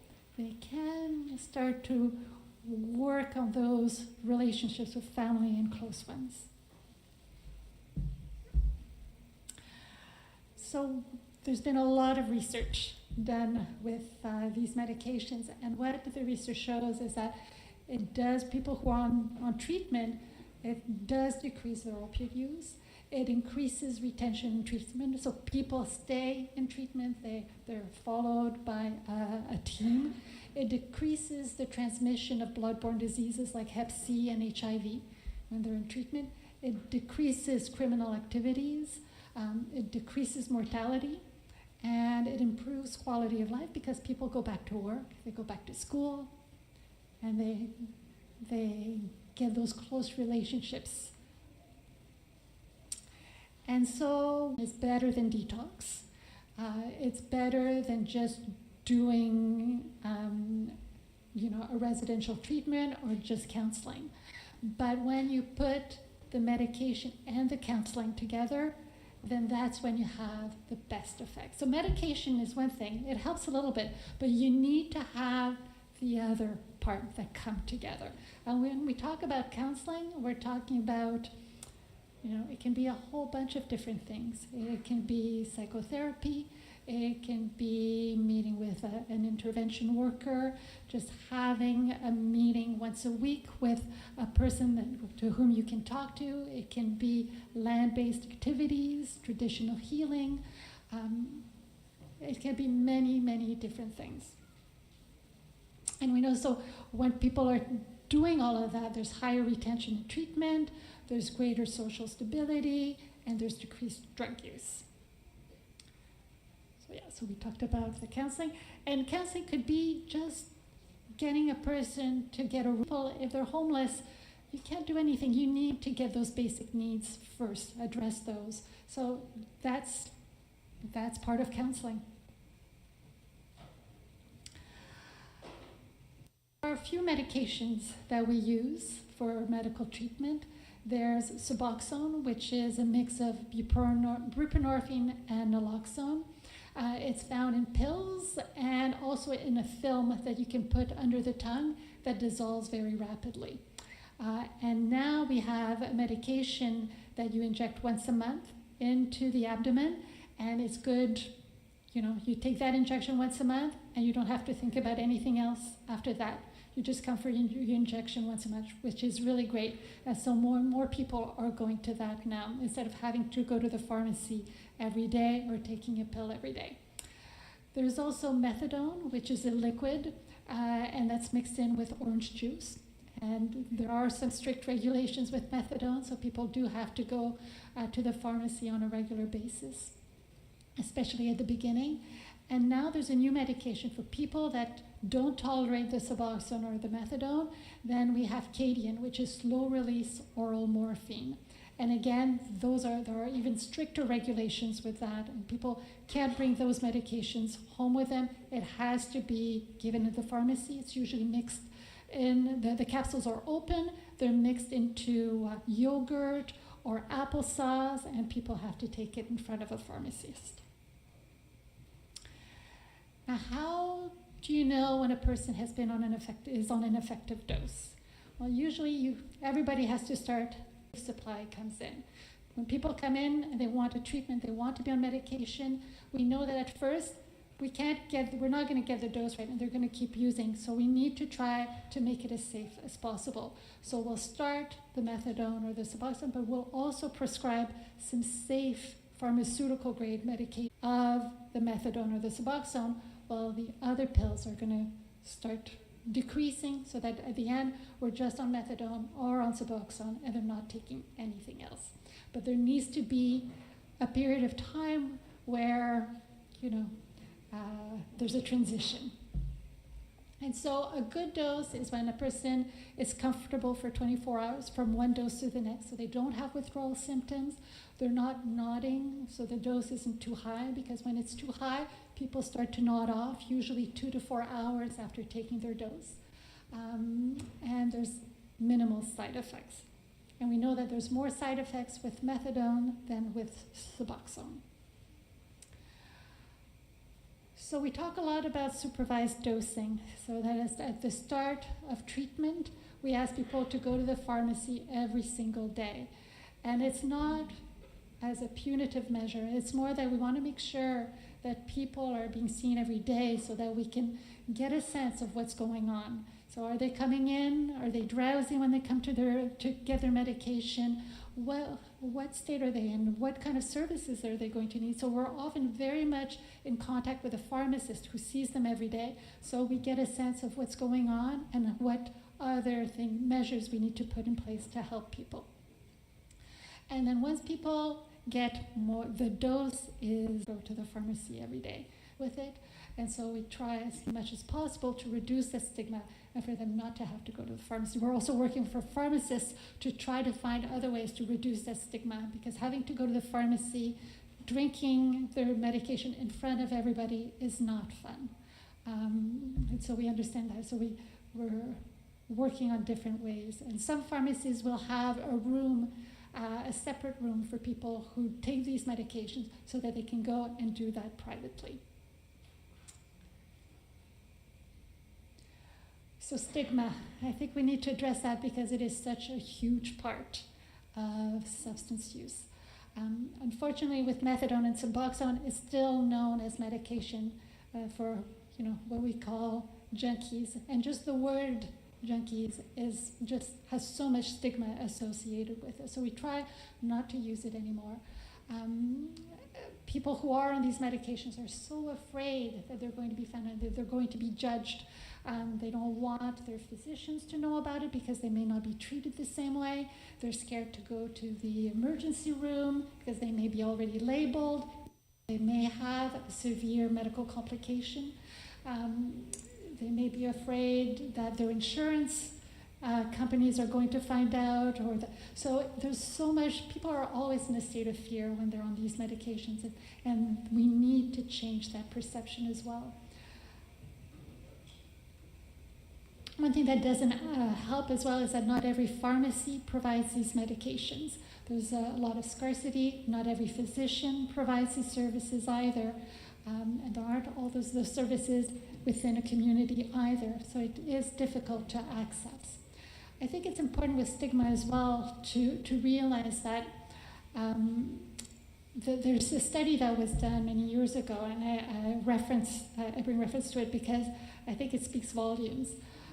There was a study done with mice, and in one cage, the mice were in one cage, and they could have cocaine. So there was water that had cocaine in it, and they would take a little bit of it and try it out.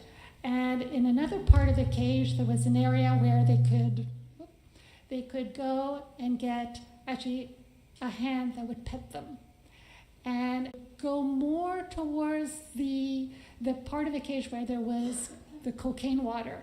But at some point, they would stop going to the cocaine part and just stay in the area where they were getting that attention and that love and the petting. And so what we realize actually is that what we need to do is not isolate people, but we need to actually bring them love. We need to give them attention.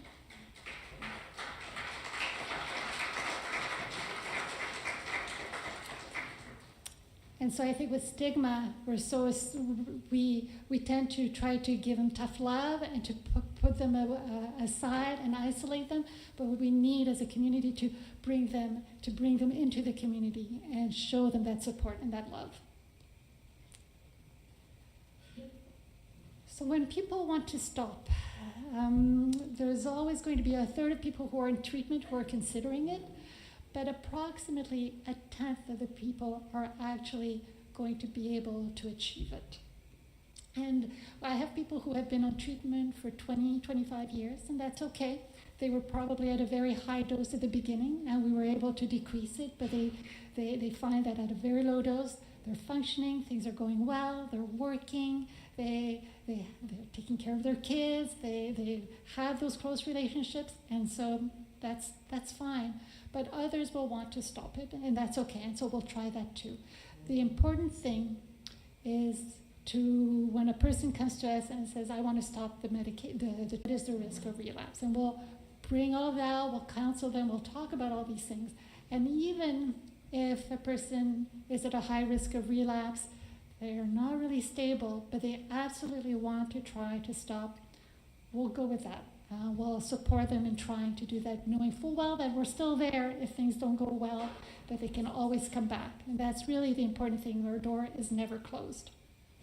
So 50% of people who stop the treatment usually will relapse. So it's important to keep that in mind.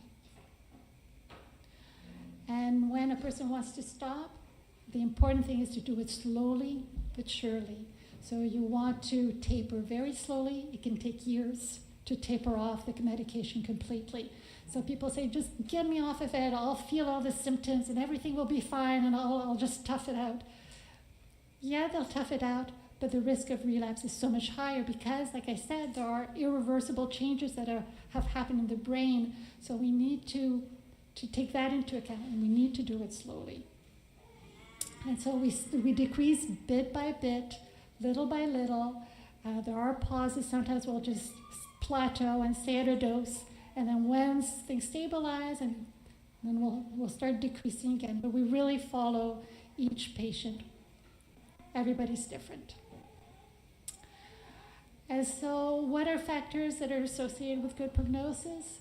Well, if there's external motivation, so if a person has a job that they want to keep, if they have kids that they want to make sure don't go into care, if they have a new boyfriend or girlfriend, those are all, external motivational factors. If they have a supportive social network, if their family is behind them, if they have friends who are supporting them, that is also going to be it's going to have a huge impact.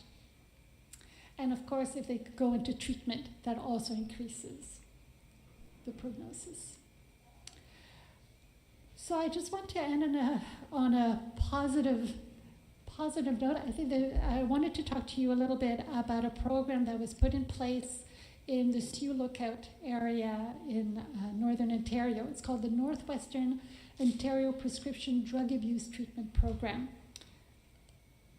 And it's a First Nations community-led and community-based program. So, like I said, it was put in place in the Sioux Lookout zone, where 50% of the adult population was reported to use opioids. Before putting this program in place, there had been 7 related to overdose due to opioids. And we know that the number of deaths due to opioid overdose is 2 to 5 times higher in Indigenous communities. So this program was really put in place by the Chiefs of Ontario with the support from Health Canada at the time. And so what are the features of the program? So it was really the community that took the ownership and leadership of the program. It was tailored to the community. It encouraged a healthy lifestyle. It was delivered by community members, and the community and community elders participated in supporting all the new participants. So what would happen when at the start of the program, it was when people started the treatment, there was a celebration.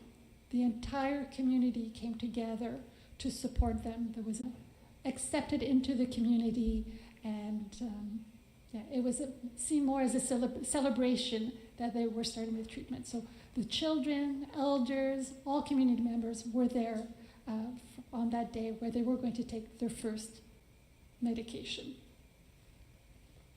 So the treatment provides a holistic program, so with counseling and support. There is pharmacological support, so that they did have access to Suboxone. They didn't offer methadone at that time because skills development, so cultural knowledge and resiliency training. There was a huge emphasis on traditional culture, community development, and engagement. And there was aftercare programming that integrated First Nations values, beliefs, ways of knowing and doing. The community expressed, as I said, a strong preference for accessing Suboxone because it was easier to store and dispense in a remote area. They knew that abstinence programs had high relapse rates, so they really wanted to be able to offer some medication. And like I said, methadone had many challenges because of the daily dosing schedules. There was a higher risk of side effects and overdose, and there were more physicians that needed a special license to be able to dispense it. So it was just more complicated, and going with the Suboxone just made it easier. So it was developed through an initiative by the Chiefs of Ontario with the support of local clinicians, community programs, and support services, as well as with Health Canada. It was the community that developed a working group. The first group ceremony and medication induction was done in 2012. 70 community members were in treatment. And the retention rate was 98%. So in those 3 years, 98% were still in treatment, which is huge. If we have a retention rate of 40%, we're lucky. So this is incredible and shows that the program that they put in place really, really worked. There was daily observed dosing, take-home doses for work-related activities or for travel. They had random urine drug screens, but it was still pretty strict. But 98% of the community members stayed in treatment. And the program not only helped community members with a substance use disorder, but it also had a huge impact on the wellness of the community as well. So in terms of measures of wellness, they saw that drug-related medical evacuation, visits that are related to substance use, so overdoses, sexual assaults, believed to be directly related to drug use, fell by 30%. The needle exchange dispensing decreased by more than half. Nursing stations started to see that the children and the elderly were being brought into the services at earlier stages of illness. The nurses also noted that the community clinic became more of a primary care clinic as opposed to a trauma center. Seasonal flu immunizations increased by 350%, so people went to get their flu vaccines.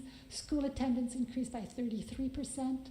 Child protection cases fell by more than 50%. Attendance at community events increased robustly.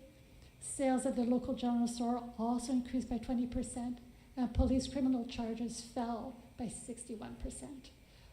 So this is a program that really,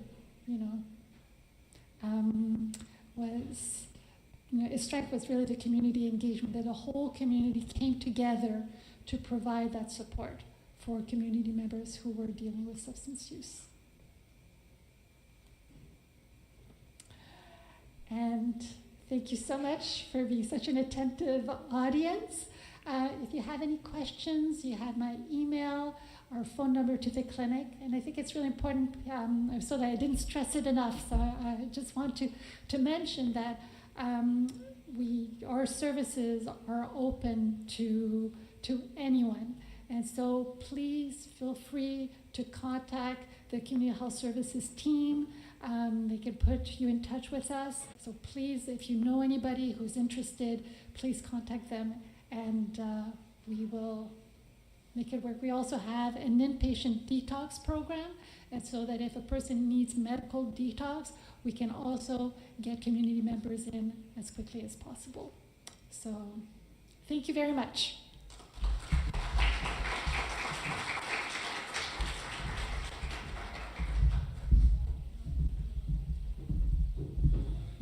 So, ladies and gentlemen, it is 11:59. We will be having lunch here shortly. The menu today is chicken noodle soup and ham and cheese sandwiches. So what we will do, some of the staff are going to try to serve our elders as quick as possible so we can get them fed, and then we would direct everybody to the door or the window at the back of the room, and then you'll be served directly below.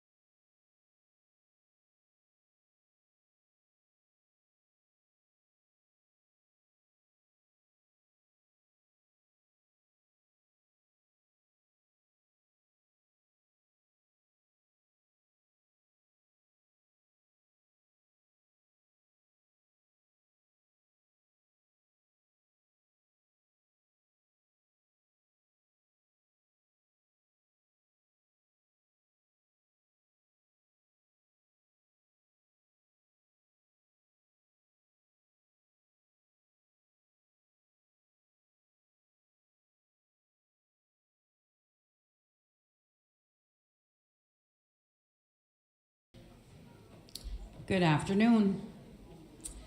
Thank you for being here and taking the time to join us with this new initiative. The Listuguj Wellness Initiative team is co-developing a community plan that meets your needs and the realities of Listuguj.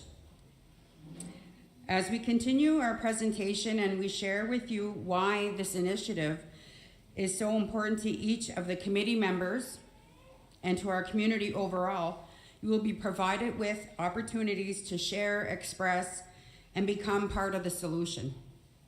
As many of you may know, this is not our first kick at the can in terms of addressing the issues of wellness in Listuguj. This revitalized priority is essential to both service providers and to community members who access programs and services. It is with a collective and a collaborative approach that we humbly provide you with our vision and hope for overall wellness through the work done with the Listuguj Wellness Renewal Initiative. Drug addiction has been a long-standing issue shaped by historical injustices and systemic mistreatment. Here are some of the key components. Historical context. Indigenous communities have faced generations of poor treatment, including colonization and residential schools. These experiences have contributed to abnormally high rates of addiction, incarceration, and death among our populations. Some of the current challenges in Listuguj relating to addiction, there's an overrepresentation of children in care and violence, just to name a few. First Nations people are 5 times more likely to experience overdose and 3 times more likely to die from overdose than non-Indigenous people. So the calls to action through truth and reconciliation, there are specific goals under the health outcomes for Indigenous communities. Efforts should focus on indicators such as infant mortality, mental health, addictions, and the availability of appropriate health services.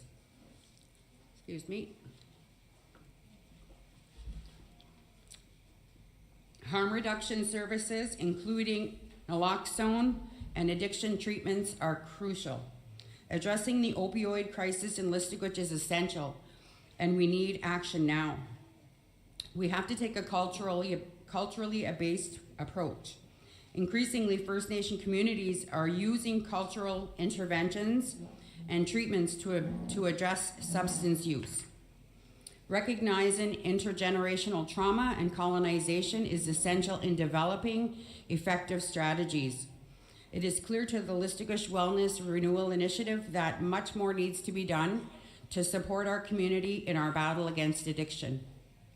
In 2008-2010 First Nation Regional Health Survey revealed that among First Nations people aged 18 and older living on or off reserve in northern First Nation communities, 4.7% reported past year use of illegal, and they put in brackets, heroin, or prescription opioids using morphine, methadone, and codeine. That is, without a prescription. And 5.7 reported that non-prescribed use of sedatives, sleeping pills, including diazepam and oxapam, among First Nations youth aged 12 to 17, 1.3% reported using illegal non-prescription opioids. 12 months, during the 12-month previous, there was a 2.2% reported non-prescribed use of sedatives and sleeping pills. This is the reality in our sister nations and as well as here at home. The Assembly of First Nations in 2011 reported that First Nations report higher rates of emotional and physical abuse of family members, especially of children and elders. Communities with higher than average percentages of drug addiction and chemical dependency have a higher incidence of suicide, violent crimes, illegal activity, and other forms of abuse. Other First Nation communities have reported epidemics of about 43% from the Chiefs of Ontario in 2010 to as high as 85% in 2011, reported by Health Canada, of communities populated addicted by opioids.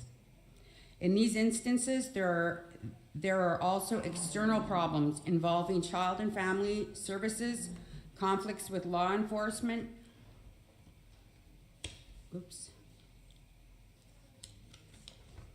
and absenteeism from work, education, and volunteerism.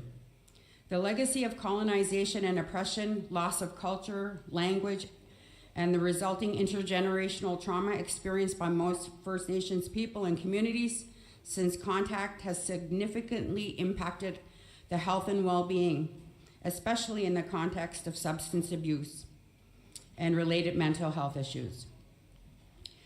Related to as the Indigenous social determinants of health influence beyond physical health, connection to Indigenous culture and language, income, education, employment, housing, social support, access to health, etc. They intertwine with social support access to health services. Oops, I just read that, sorry. The Indigenous social determinants of health are root causes of poor health. It is essential for providers to understand, that's us, the providers, to understand the impact and the relationship between these determinants of health and the need to develop and practice a more holistic view of health. In addition to those social economic factors, First Nations health and wellness is gravely affected by historical and cultural specific factors that include but are not limited to the loss of language, the connectedness to the land, residential school abuses, systemic racism, environmental destruction, cultural, spiritual, emotional, and mental disconnectedness. The myriad of social, historical, and cultural factors have dramatically impacted Listuguj, and as such, places the issues of substance abuse and related mental health issues atop the priorities of individuals, community, resources, and leaders. This was demonstrated in the First Nation Information Governance Center's national longitudinal health study of First Nation communities conducted in 2010, wherein 82.6% of respondent community members said that the misuse of alcohol and drugs on reserve was identified as their priority concern for community wellness. The foundational requirement to achieve health and wellness and First Nations individual families and communities is to ensure that the system of care is holistic, strength-based, and most importantly, founded in culture. Central to this system of care is a necessity for all care and service providers delivering to our people to employ and practice in a culturally competent, culturally safe way to support the diverse needs of our people. The goal of achieving wellness is essential. Wellness is distinct from the Western medicalized model of health, wherein wellness is based on a holistic approach to well-being that promotes balance of mental, physical, emotional, and spiritual well-being. Culturally specific interventions address the needs and the interconnectedness of the mind, body, and spirit, emotions simultaneously. How culture is implemented in addressing substance abuse may vary and include, but must be guided by the following concepts.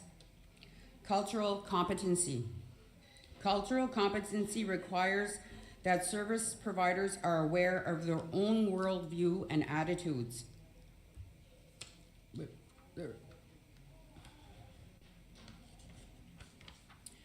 Their own worldview and attitudes toward cultural differences, and include both knowledge of and an openness to the cultural realities and environments of the clients they serve. It is necessary for Indigenous knowledge keepers must be reflected in our own current realities to meaningfully inform and guide our direction and delivery of wellness-based services and supports that are ongoing. Cultural safety extends beyond cultural awareness and sensitivity within services and includes attention to culture, historical, and structural differences, and power relationships within care and access to service. It involves a process of ongoing self-reflection and organizational growth for service providers and for the system to respond effectively. Cultural relevancy requires acting in a culturally competent manner to ensure that any action based on cultural respects diversity of culture and specific to individual, family, and community. There are challenges for professionals who are with unregulated professions, such as cultural practitioners and elders. Other divisions can be raised by differing worldviews, lack of appreciation or understanding of Indigenous knowledge and Western knowledge, the jurisdictional differences between governance, funding, and policy. These challenges and barriers must be addressed through the mutually agreed upon roles, responsibilities, goals, and expected outcomes.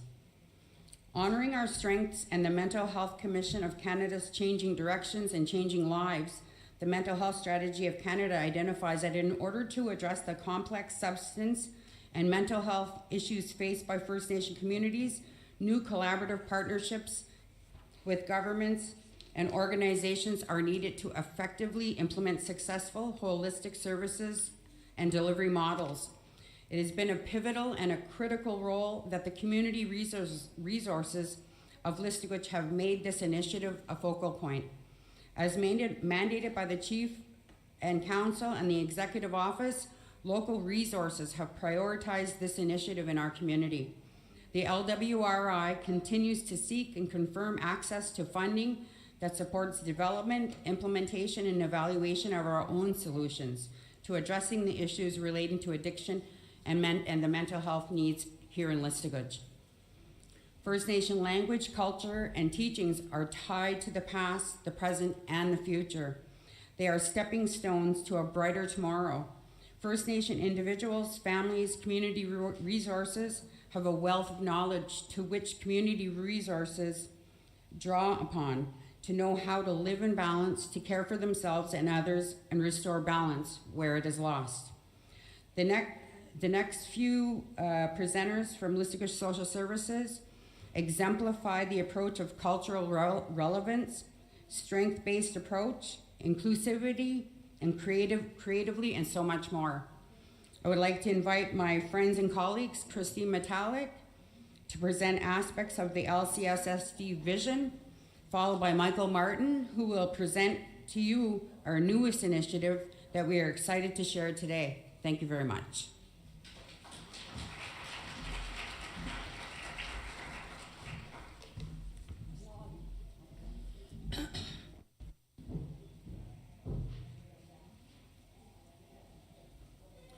Well, Melia Witch, thank you so much, Tanya. First of all, Gedu Azudumai, Gedu Gloway. Well, all in the name, will only after then, six of the way up. I will all in the Niscom Gizi College get that Giskok. Nina Delu is a Christine Metallic, Listuguj away. Gedu Gloway. My spirit name is Contrary Thunder Woman. And I want to share that I left this community when I was about 19, straight out of high school, and moved to Montreal, and I started unloading some of the trauma that I experienced. And I worked as a bookkeeper and a crisis worker and all those beautiful employment officer, all those creative jobs that got me to look at some of the issues that I was dealing with in my own life. So because I was a bookkeeper and I didn't have any training in counseling, I ended up becoming a crisis worker in the community of Montreal. And it was Aboriginal women, men from all different communities from Quebec.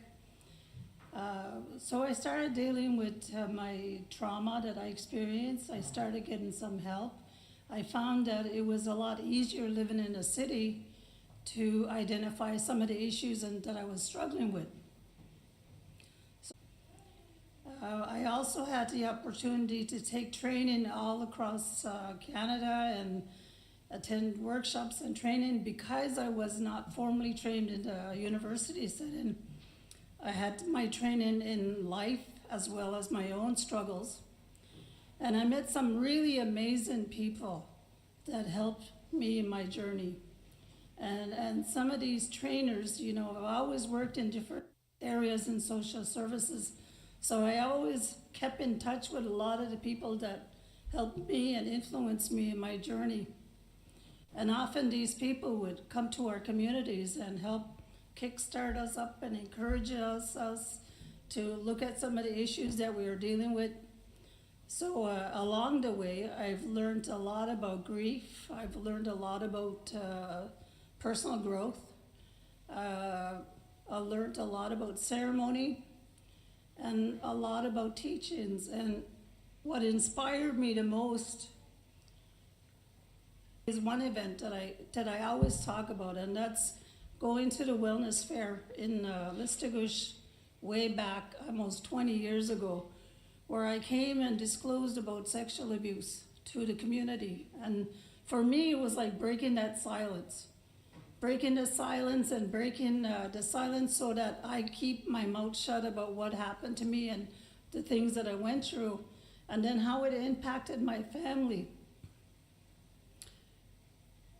And yes, my family was not excited about hearing the childhood trauma that I experienced, but that was the way that I was using to cope with the pain that I was carrying.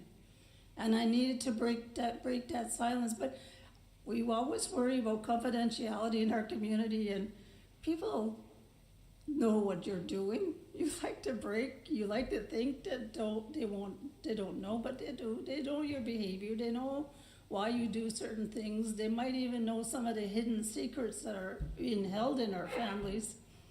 And it's the ones that I needed to admit. In pain, I was coping differently. I was really struggling to handle life. And those were the things that led me down the road of using alcohol and drugs and all of the ways of how to cope with the pain that I was experiencing.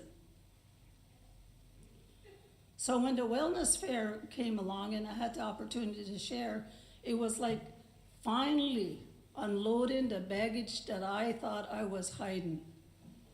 Finally, I get to talk about my story. Finally, I get to turn around and admit how I was coping and behaving. Finally, I can let go of the shame and guilt that I've been carrying. Then I started going to ceremonies and rituals to pick up my bundle. Who am I as a Mi'kmaq person? How do I fit into my family? What are the gifts that I carry? What are the strengths that I need to look at? And that getting that spirit name was another bundle that I picked up that gave me the strength to continue on. Yes, I still unloaded the bundle of the baggage, but I was able to keep on. And now my search is about knowing who I am and what is my gifts that I have to offer to our community. And one of the most exciting things that I've been able to do at social services is to provide workshops on the very things that I learned in my journey. And that's self-discovery workshops. And you know, there's about 5 or 6 workshops that were key to me, that helped me in my journey, that I feel that people on the average struggle with all the time. So I just love to go out there and do these workshops, share my story, but also give information about what it is that's stopping us from our healing journey. And the other one that I had an opportunity to learn was way back 20 years ago, that I was hired by Confederacy of Mainland Mi'kmaqs to do research on grief. And the grief sessions were basically elders from here all the way to Conn River, Newfoundland. How are we grieving? And when I talked to the elders, they said, I don't want a white manual to tell us how to grieve and what are the stages and all that stuff. I want to hear the stories. So it's again back to the stories. People sharing their stories. If T turned around and ended a relationship, I want to know how she managed to cope and how is she moving on. If somebody lost their child, I want to know from that person what were the biggest things that they struggled with in losing that child. I want to know about wakes. I want to know about funerals, salties. What is it in our tradition that we preserved, that we helped do in rituals in our community to honor our loved ones that pass away? So that was my journey, my own personal journey with how I dealt with grief, because I've experienced these losses as a young child. But how am I coping with that? How am I using the ceremonies and rituals so that I can help other people move on? So that's what we did, a collection of stories. And I share those stories when I do the grief workshops. I also share about the last training that I took was grief recovery work. And it is what in my relationship with Carly. And how are we? Do we love one another? Do I share and tell her I love her? If anything were to happen to her, are we in a good place? Or do we have work to do? Is there conflicts that we need to resolve? Is there things that we haven't said to one another? Those are the things that I've learned that we need to talk about our relationships. So that if anything were to happen, like my dad passed away 12 years ago, and we were in a good place. He had cancer, but we were in a place where I miss him, but I'm not struggling with his loss, with his death. I'm coping.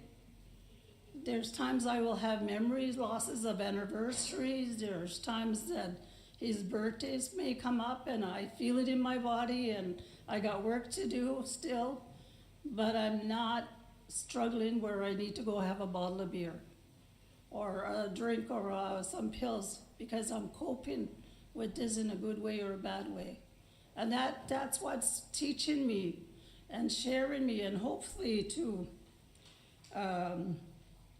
my wish in the work that I've seen in our communities is we talk a lot about culture, and I don't want to play lip service anymore. I don't want to say we're going to use culture and traditions and all that. I want to see a 1 week of healing in our community. I don't want to be like Eskazoni, well, not Eskazoni, Elsabuktuk, where 15 years ago they had suicide epidemic. To me, this is where we're at. We're at a suicide epidemic, only it's an opiate epidemic. What would it look like if we were to turn around and we pulled all our money in together to be here for the next 2 days? What would it be like if we did a 1 week healing ceremony? Just ceremony and teach-ins. Bring in outside elders to come in and help us to deal with our grieving process, to teach us about birth ceremonies, walking out ceremonies, rites of passage, naming ceremonies, the strawberry ceremonies for young girls who are going through rites of passage, marriage ceremonies. And what about the medicines? You know, like this weekend we're hosting an eagle ceremony this weekend at the Elders Lodge, and we're doing a full moon ceremony in the evening. Come and attend those events, learn from them. We have March 22nd is Awakening of the Bear. And being able to use that medicine to help us in our healing journey. And being able to look at the water ceremonies. We do the water ceremonies just before we start fishing. Well, what about all year round? How do we make sure that we have clean, sustainable water all year? You know, so those are just some of the things that we're going to be starting our grief. We just, on our last week of our grief workshop, we've had an exciting turnout. We're hoping more people show up so that the next event that we have, well, it might be the summer where we'll have another grief session, 4-day grief sessions. If there's a request or a community need to increase them, we'll do that. We'll do a self-discovery programs. We want to do retreats. We want to do I would like to be part of this 1 week long healing if we decide to do it, and just continue building our relationships so that we have love and respect for one another. And that also includes somebody that comes into our lives that has addictions. I have a young stepdaughter who struggles with marijuana. She's been using this way of coping since she was 12 years old, and she's unable to break this habit, but I have to find ways to still continue to love her and be there for when she starts dealing with her stuff. And being able to create a safe place for her. And I think we are all in that position because we all have somebody that's struggling. We all have somebody who's out of control, and it's so much easier to banish them from our community, but what services are we putting in place to help them deal with their issues? So I don't want to, I could go on and on. Just let me go on another subject and I'll be on and on. But I do appreciate the opportunity to be part of this and to be able to share this, and hoping that if you see any advertisements from our office that you come and attend these sessions. Trust is hard in our community and judgmental. But if we can find a way to put those walls down and help one another out, then we'll be able to have a healthier community, because that's our our biggest wish is to have a healthy community. So that means that we need to be vulnerable too, and take some risk and take some chances. So with all you I'm still when done with busy 60 doing, have a good day.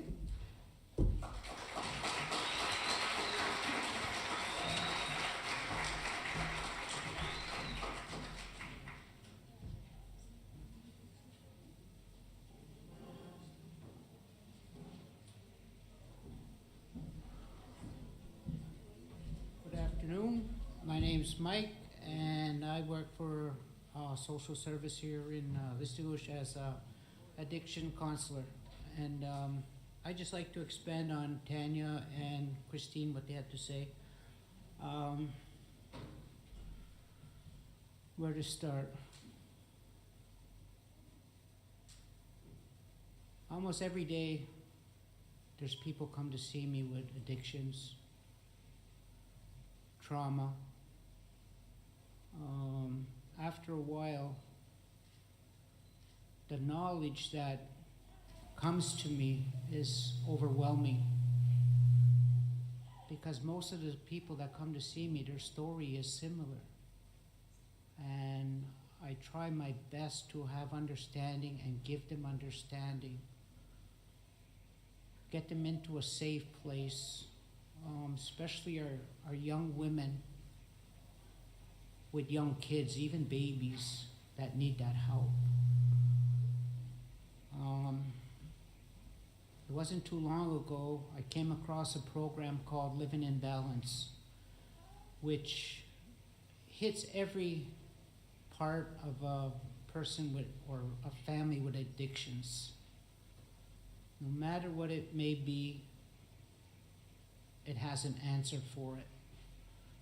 So what I did, along with other people, resources, is I asked them to take part in it.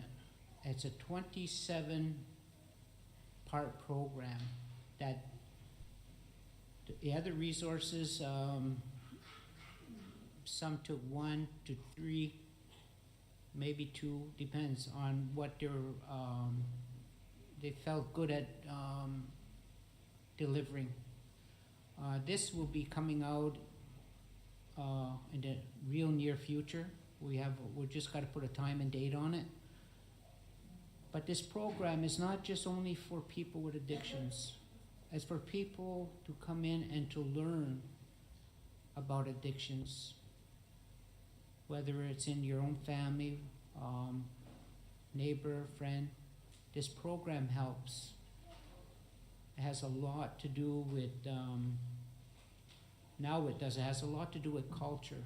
I've been around culture for a long time. Culture got me sober. Culture got me understanding of who I am and where I'm gonna go. And I've been around people like Glenda and Christine a little longer, but the teachings are the same. They're all there to to help our people get grounded again. We're also in the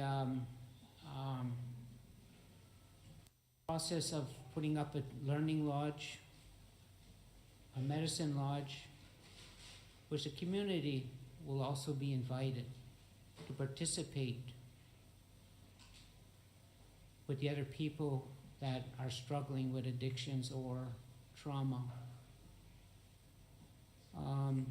With that, like Christine said, I could go on and on and on, just give me a subject, but I'm going to leave it at that. And when the Living in Balance program is ready to be delivered, each and every one of you is invited to participate.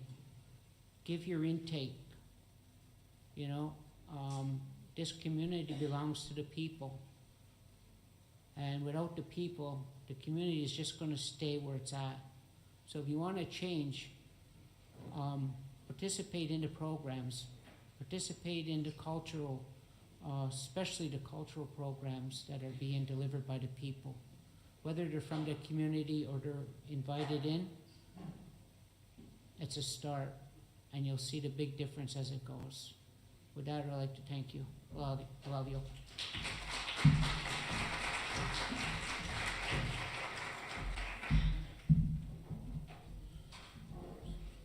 So we are a little bit ahead of schedule. We are currently 1:45. We're scheduled to take a break for 2. So we will return at 2:15 for public security.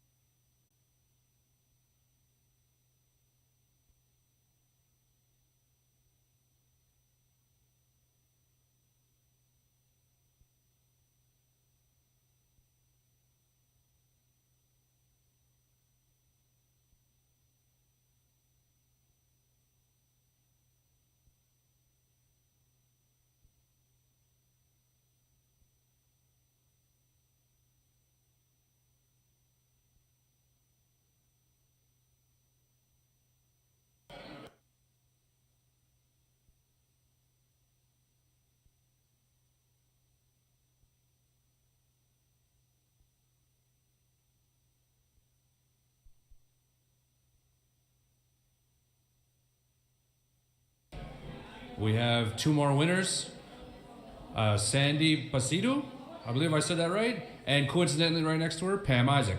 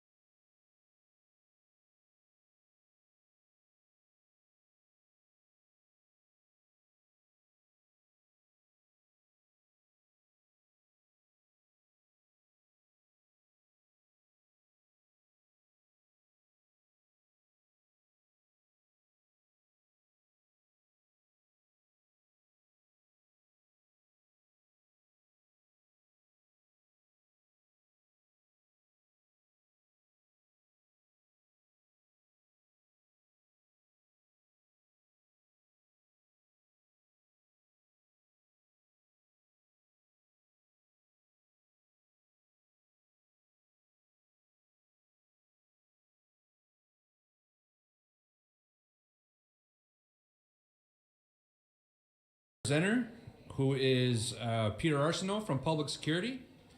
So if we could get Peter up here, that would be fantastical. Okay, we got to clap for Peter. Somebody tried to clap for Peter. Got to clap for Peter. Soak it in. Take your time.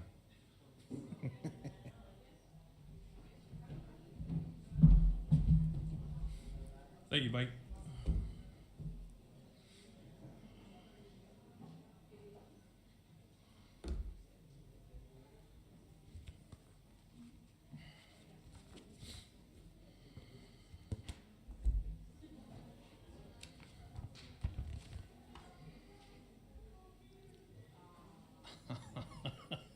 Good afternoon, everyone. For those of you who don't know me, my name is Peter Arsenault. I'm the Director of Public Security here for Listuguj government. I've been involved in policing going on my 26th year, in the position of a director going on my 9th year. I could see from all the fresh faces present today that we've had an informative morning and afternoon learning about the community's resources. I would like to thank the previous personnel from LMG's directorates who came up and provide that incredible information and that most of you are aware of in the community. The Listuguj Public Security Directorate has been very busy with 2024 and its up-tempo operational commitment to the community. We'll start off today with the bylaw enforcement program. The bylaw enforcement officer ensures duties that are performed with the express aim of protecting the Listuguj government from liability claims, conduct duties in accordance with the established policies and procedures as laid down by LMG, including communicating with the general public, members of council, and fellow staff in such a manner as to facilitate harmonious relations. The bylaw enforcement officer would be a new position for LMG as well. We haven't had a bylaw enforcement officer years prior. We have the bylaw enforcement officer in the audience today. For LMG, that will generally be employed by the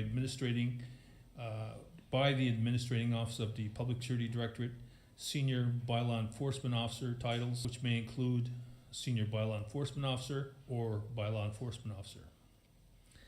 The bylaw enforcement officer duties and responsibilities within the community, from liability claims, conducting duties in accordance with the established policies and procedures as laid down by LMG, including communicating with the public, members of council, fellow staff in such a manner to facilitate harmonious relations.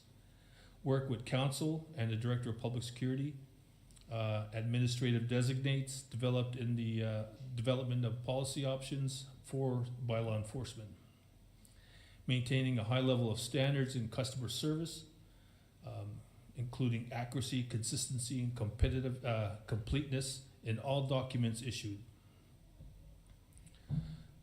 Conduct all relevant inspections, orders, and notices relating to regulations violated in accordance with established procedures, ensuring timely and appropriate response, including the follow-up on all public inquiries.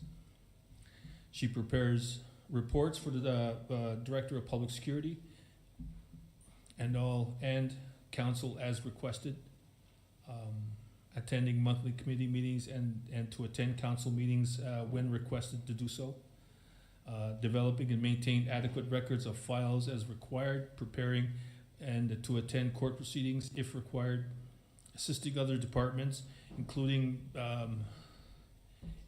building, and to act as animal control supervisor.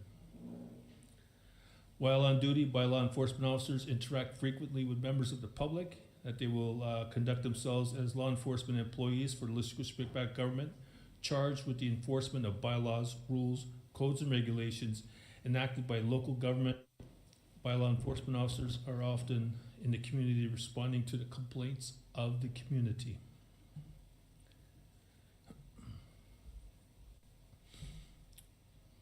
The Listuguj Fire Department members are proud to advise that they will continue to provide valuable fire safety presentations at the Listuguj School. Right now, they're in sort of a transition where we have new firefighters that are in training, in which I was advised earlier that, and speak of the devil, they're on site. Ladies and gentlemen, is the new fire department recruits that are in training right now. We'll have Mr. Pearlie Capelin, Jill Metallic, Gordon Jerome, Danica Cabo, and Sharon Barnaby.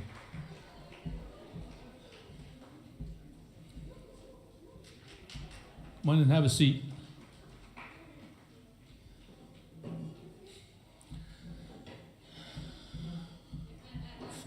For the community, these are your new firefighters in training to ensure that the community remains at a state of readiness. Listuguj Fire Department members are anticipating participating in next year's Listuguj government's open house. We didn't get to do the open house this year. There was a delay, so which was, but we're hoping to get something up and running, hopefully with the community. I want to take this time to provide a shout out to Gary Capelin, our fire chief, who is currently recovering from surgery, and we all wish him a speedy recovery and good health.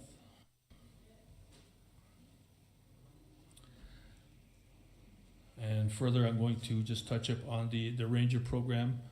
Listuguj Rangers are responsible for protecting the Listuguj River and its estuaries during the annual salmon season, along with the rock crab fishing initiatives and seasonal lobster fishery season.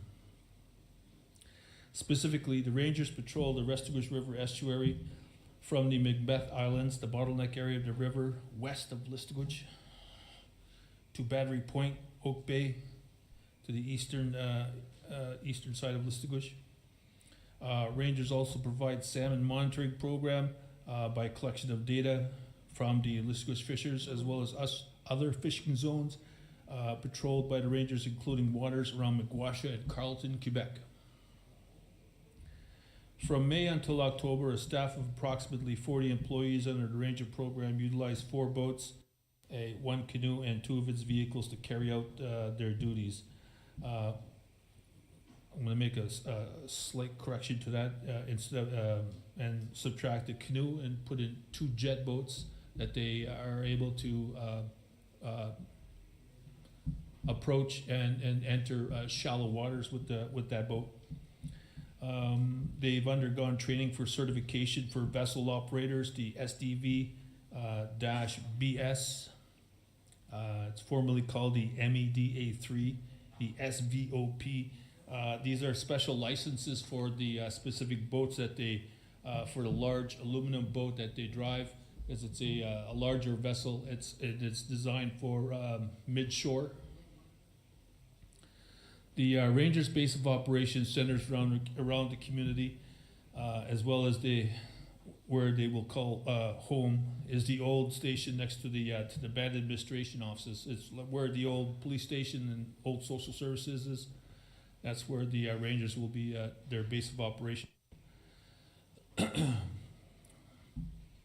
The Listuguj Rangers' abilities will be greatly enhanced by his patrol operations of his new emergency patrol vehicles that we were able to purchase just a couple years back, with 2 new jet boats to add to its fleet, as we had to retire some of its aging material assets.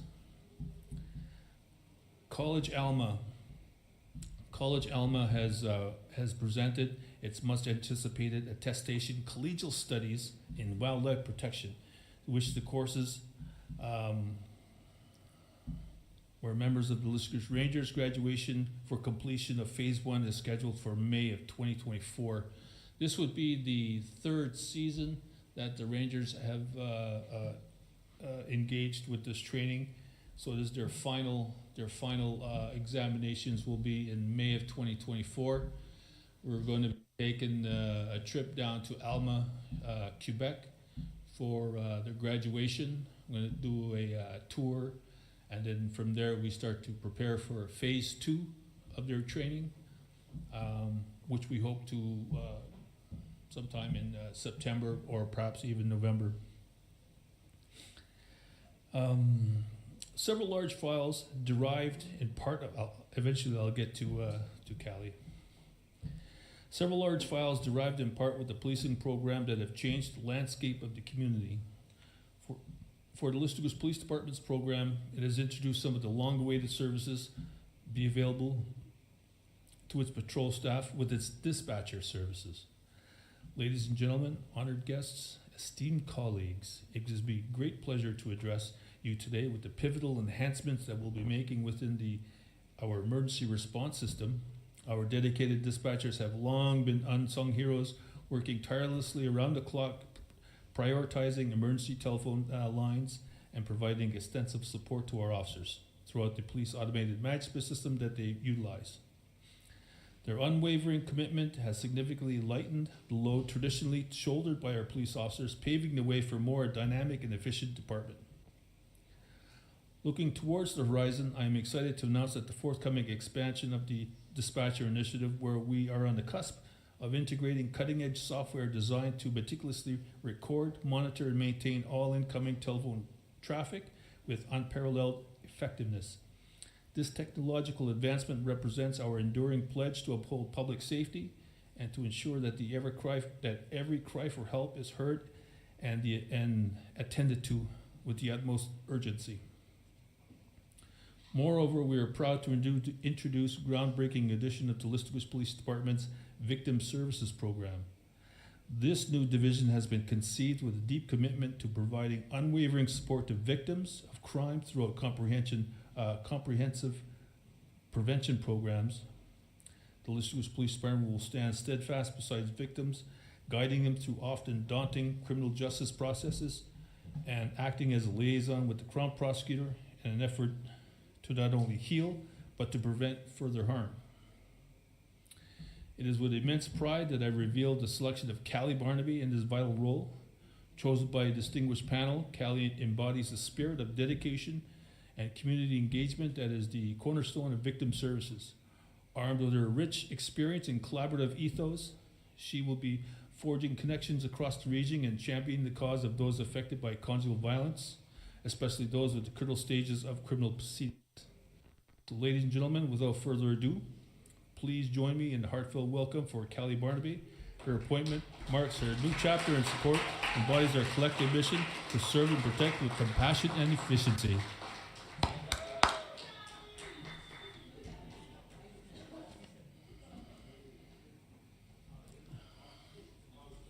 Okay, all yours. Thank you, Peter. Mom. Okay. Good afternoon, everyone. My name is Callie Barnaby, and I am the victim specialist at the Listuguj Police Department. I've been there since October 2022. I've grown up here my entire life, and after I graduated from high school, I wanted to be able to do something for this community, to have a voice, to encourage that voice, to come here, for others to be open and to express themselves. So I moved to Halifax right after I graduated to study criminology and psychology.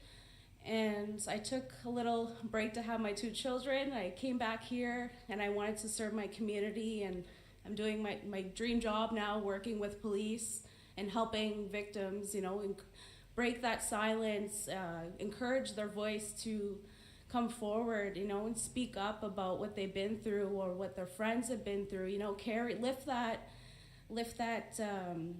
heavy weight they have on their shoulders that we all carry or know of some way. So I think it's really important that we acknowledge that, and that there is a service like this now. It's very important for us to acknowledge that and be aware of what is being offered now at the police department. So, so my agenda.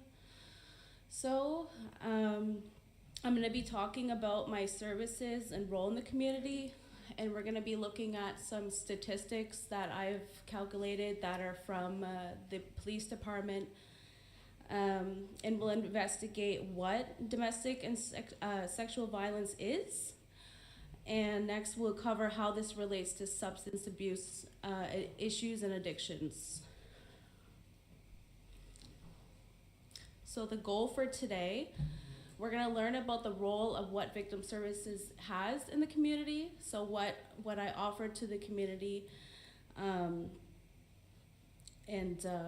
going to understand what domestic and sexual violence is and how it correlates with substance use disorders and the impacts of what it can create for each victims and the aggressor. And then we're going to look at some steps towards healing from violence, like some tips I'm going to give for, to be able to cope with what a victim or an even aggressor might be going through. So we're going to take a look at that after. So I chose Sabao Sultieg as a way to bring forward victim services, because it's a Mi'kmaq translation for "We Survive Together," which represents you're not alone in this situation. We all survive together as a community, and I think it's really important to highlight that.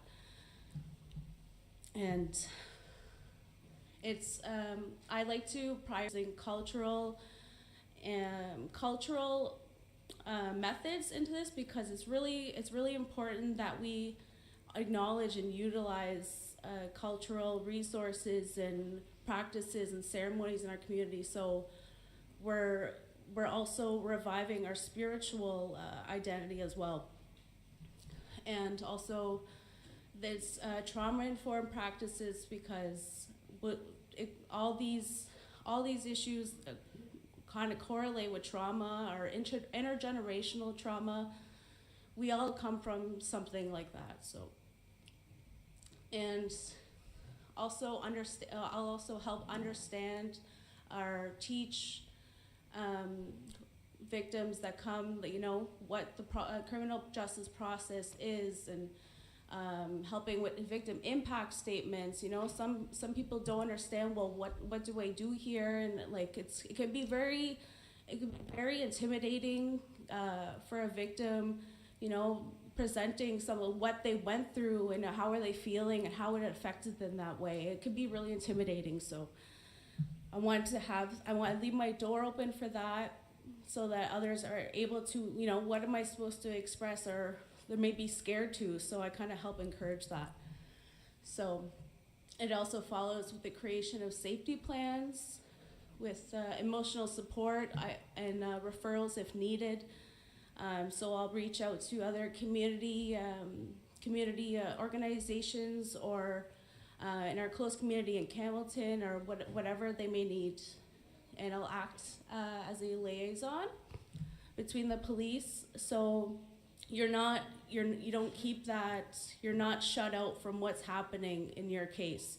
You'll be able to understand everything, it's going on, it's being worked on, or be able to update you. So it's really important that they're providing updates, so they're aware of it's still going on. Witnesses and families, to provide a safe space for individuals to be able to express themselves, their emotions, their safety concerns, to ensure victims to understand their rights without discrimination, and to utilize Indigenous ways of healing to establish a better spiritual relationship. So utilizing those Indigenous ways of healing and coping. And to be able to recognize local resources that can assist our healing journey. And our main mission is for prevention and awareness to reduce the alarming rate of domestic and family violence and sexual violence within our community. So what I have here, what I'm going to present next is some statistics of domestic and sexual violence that are collected from here in the community. They're reported with the LPD, so it's, they're here. So these are just the reported cases of domestic and sexual violence in Listuguj. To note that in 2022, I had started just in fall in October. So that is whatever I had collected at that time. And in 2023, I had the full year there. And in 2024, that is what is calculated up so far, up to this date here. So it's a pretty alarming rate. Like it's going to say that it's still ongoing today. It happens here. You know, some people keep that toward inside instead of expressing it, and it hurts. It hurts those to keep it inside, but I'm glad that there's the services here now, so that they know that there's a voice to help them, to encourage to get the help that they need, and to speak openly about it. That's what's really important to me. So, what is domestic violence? Domestic violence is essentially any non-consented physical contact, action, or use of force that is portrayed against another person, but more specifically, it's between two persons in an intimate relationship, or it can be even a current or former partner, a spouse, ex-boyfriend, girlfriend, a common law partner, or someone that you may be dating. The physical abuse can be in many forms, such as damaging objects when angry, scaring you while they're driving recklessly, threatening to use a weapon to hurt you, trapping you in your own home so you can't leave, preventing you from calling the police or getting medical attention, or even forcing you to consume alcohol and or use drugs along with you. And sexual violence is an act of violence, either physical, psychological, that is using an act of power and control through sexual means. It is often assumed that it is solely sexual assault, but it includes all forms of unwanted sexual contact. It can exist in many forms of forcible behavior to engage in sexual acts by using manipulation, demanding sexual activity, constantly accusing you of cheating, extreme jealousy in your relationships, making you feel guilty, and ignoring your feelings regarding sexual behaviors. So it's not just the act itself, it's a whole umbrella of things that can occur. So right here, I included a power and control wheel that kind of concludes like all between sexual violence and domestic violence. It kind of goes all in this wheel here of what can happen, the ways of control, and it's helpful for understanding the pattern of abusive behaviors that are used by abusers to gain control over their partners. A lot of times there are multiple factors that come into play when involved with violence, using coercion, threats, intimidation, emotional abuse, isolation, blame, using children against you, using dominating male privilege, and through economic abuse, financial abuse as well. Often, many victims of abuse are not aware of the abusive behaviors they may be experiencing because the abuser may be masking these as loving acts or love bombing, constantly buying you things or just that overwhelming amount of love. So this wheel can be extremely helpful identifying in what ways you might be getting manipulated into feeling a certain way or acting a certain way because of your partner's toxic behavior. So we're going to look at the consequences of victimization. both physical and emotional. So in response to dealing with domestic or sexual abuse, consequences can arise both physically and mentally. So physically, you may be feeling hurt from the actions of the actual assault.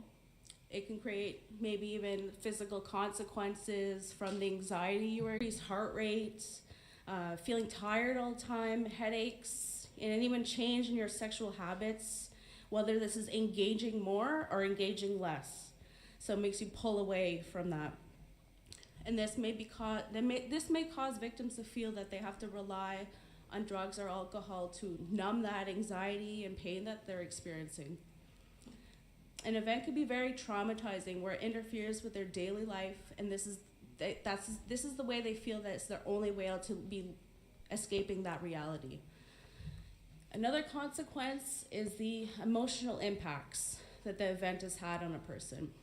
So victims often carry feelings of feeling dirty, carrying heavy weight of shame and guilt, often blaming themselves, feelings of powerlessness, can create a lot of anger within themselves and also others, which that can end up creating sabotage within themselves because they believe that it was their fault, or they destroy everything within themselves because of the abuse they were experiencing or have experienced. They may feel that they are unlovable, so they disrespect themselves and others because they do not believe that they deserve to live a good, happy life. Victims of abuse will also withdraw from any social interaction, whether it's friends, family, or even withdrawing from getting the help that they think they may need. Often what we see here in the community, this is often what will result in heavy drug usage and alcohol, therefore creating dependency and addictions.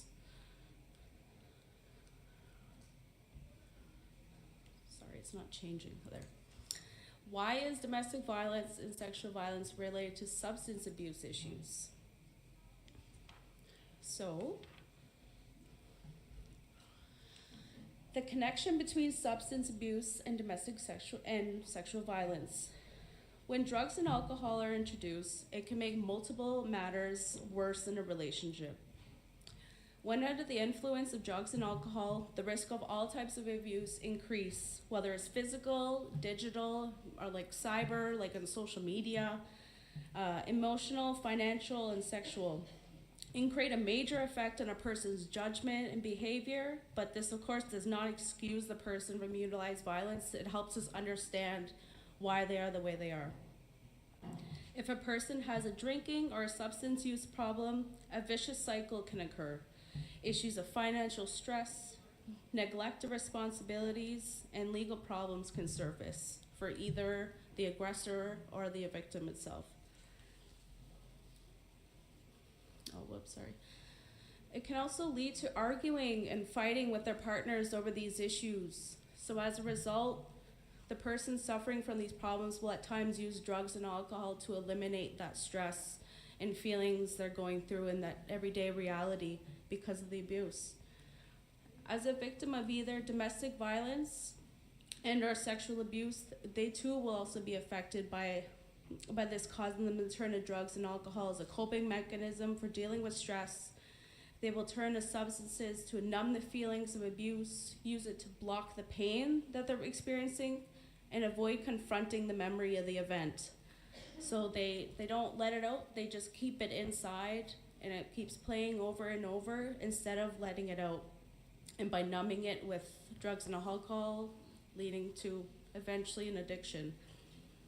So victims and survivors have reported that they do feel free from their guilt and others' disapproval when they're drinking or high. Some even gain the confidence while they're drinking to talk about what they've been through because they feel that this is the only way that they can get something out here by using a substance. But this is not the healthy way to rely on expressing ourselves. We shouldn't have to rely on substance in order to express ourselves that way. For all these mentioned reasons, it can make a recovery from a substance abuse disorder extremely difficult. So for here, I'm going to talk about a bit the steps towards healing. So a lot of my services offer is utilizing therapy, whether it's in the community or outside the community or within myself, to be able to speak with a trusted persons, whether it's a counseling therapist, a professional, or even just a friend or family member or someone they trust, so that they're able to get that confidence to speak up of what happened to them or what they're going through right now. So in order to feel that they're not alone in this. A family goes through any type of violence, their self-esteem decreases a lot. So it's to be able to practice setting healthy boundaries, to take care of your body physically and mentally, whether that's, like going to the gym, going for a walk, or just getting your body moving. It can also create that good self-esteem in yourself, to know that you're stronger. It can go in many ways mentally. Like for myself, I love going to the gym, just knowing that I'm doing something good for myself, and it makes my mind feel stronger. And it's so much, it helps relieve that mental stress at the same time. So, and to be able to set small goals within yourself, because it's hard whenever you're trying to create those big goals, and then you feel that, I can't achieve that right away. So it's really important to make those small little goals. I'm going to do this today to get better. I'm going to do what I want today that empowers me today. And lastly, to always remember that you are not alone in this. There are many other people in the community or around that have maybe even experienced something similar with you, or feel a certain way, and they just don't have that voice to speak it themselves. So it's really important to have that transparency with clients or with friends, family, to break that silence, to say, like, I'm not keeping this in, I'm letting it out. I'm keeping my voice, so that you're able to help others speak up, and also yourself. So I think that's extremely important. So,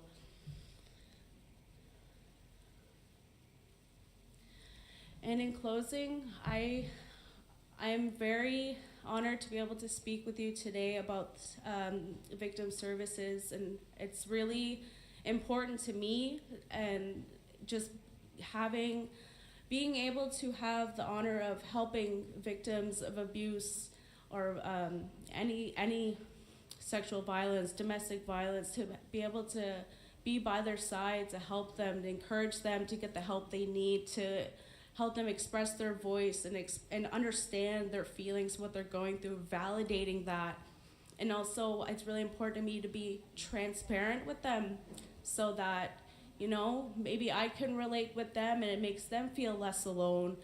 Or, you can build that connection at the same time, build that trust with them and it's really important to me to maintain that connection with others in those relationships, so that we're not alone in this, we're not leaving anybody out, and we're all going to be able to survive together.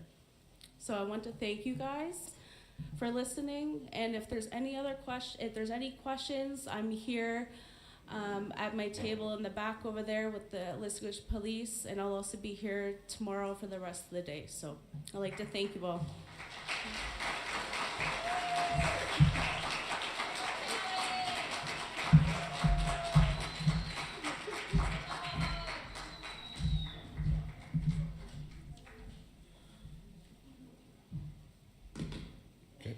So, with that being said, thank you very much, Callie, and that concludes our day 1 of the Wellness Symposium. I want to thank everybody for coming out, and I would encourage everybody to come back tomorrow. And just a reminder that the challenge is still issued to you. Individuals who are here today, notify friends, family, other constituents to please come tomorrow for another day of information and supporting wellness within Listuguj. Thank you very much, and we'll see you tomorrow.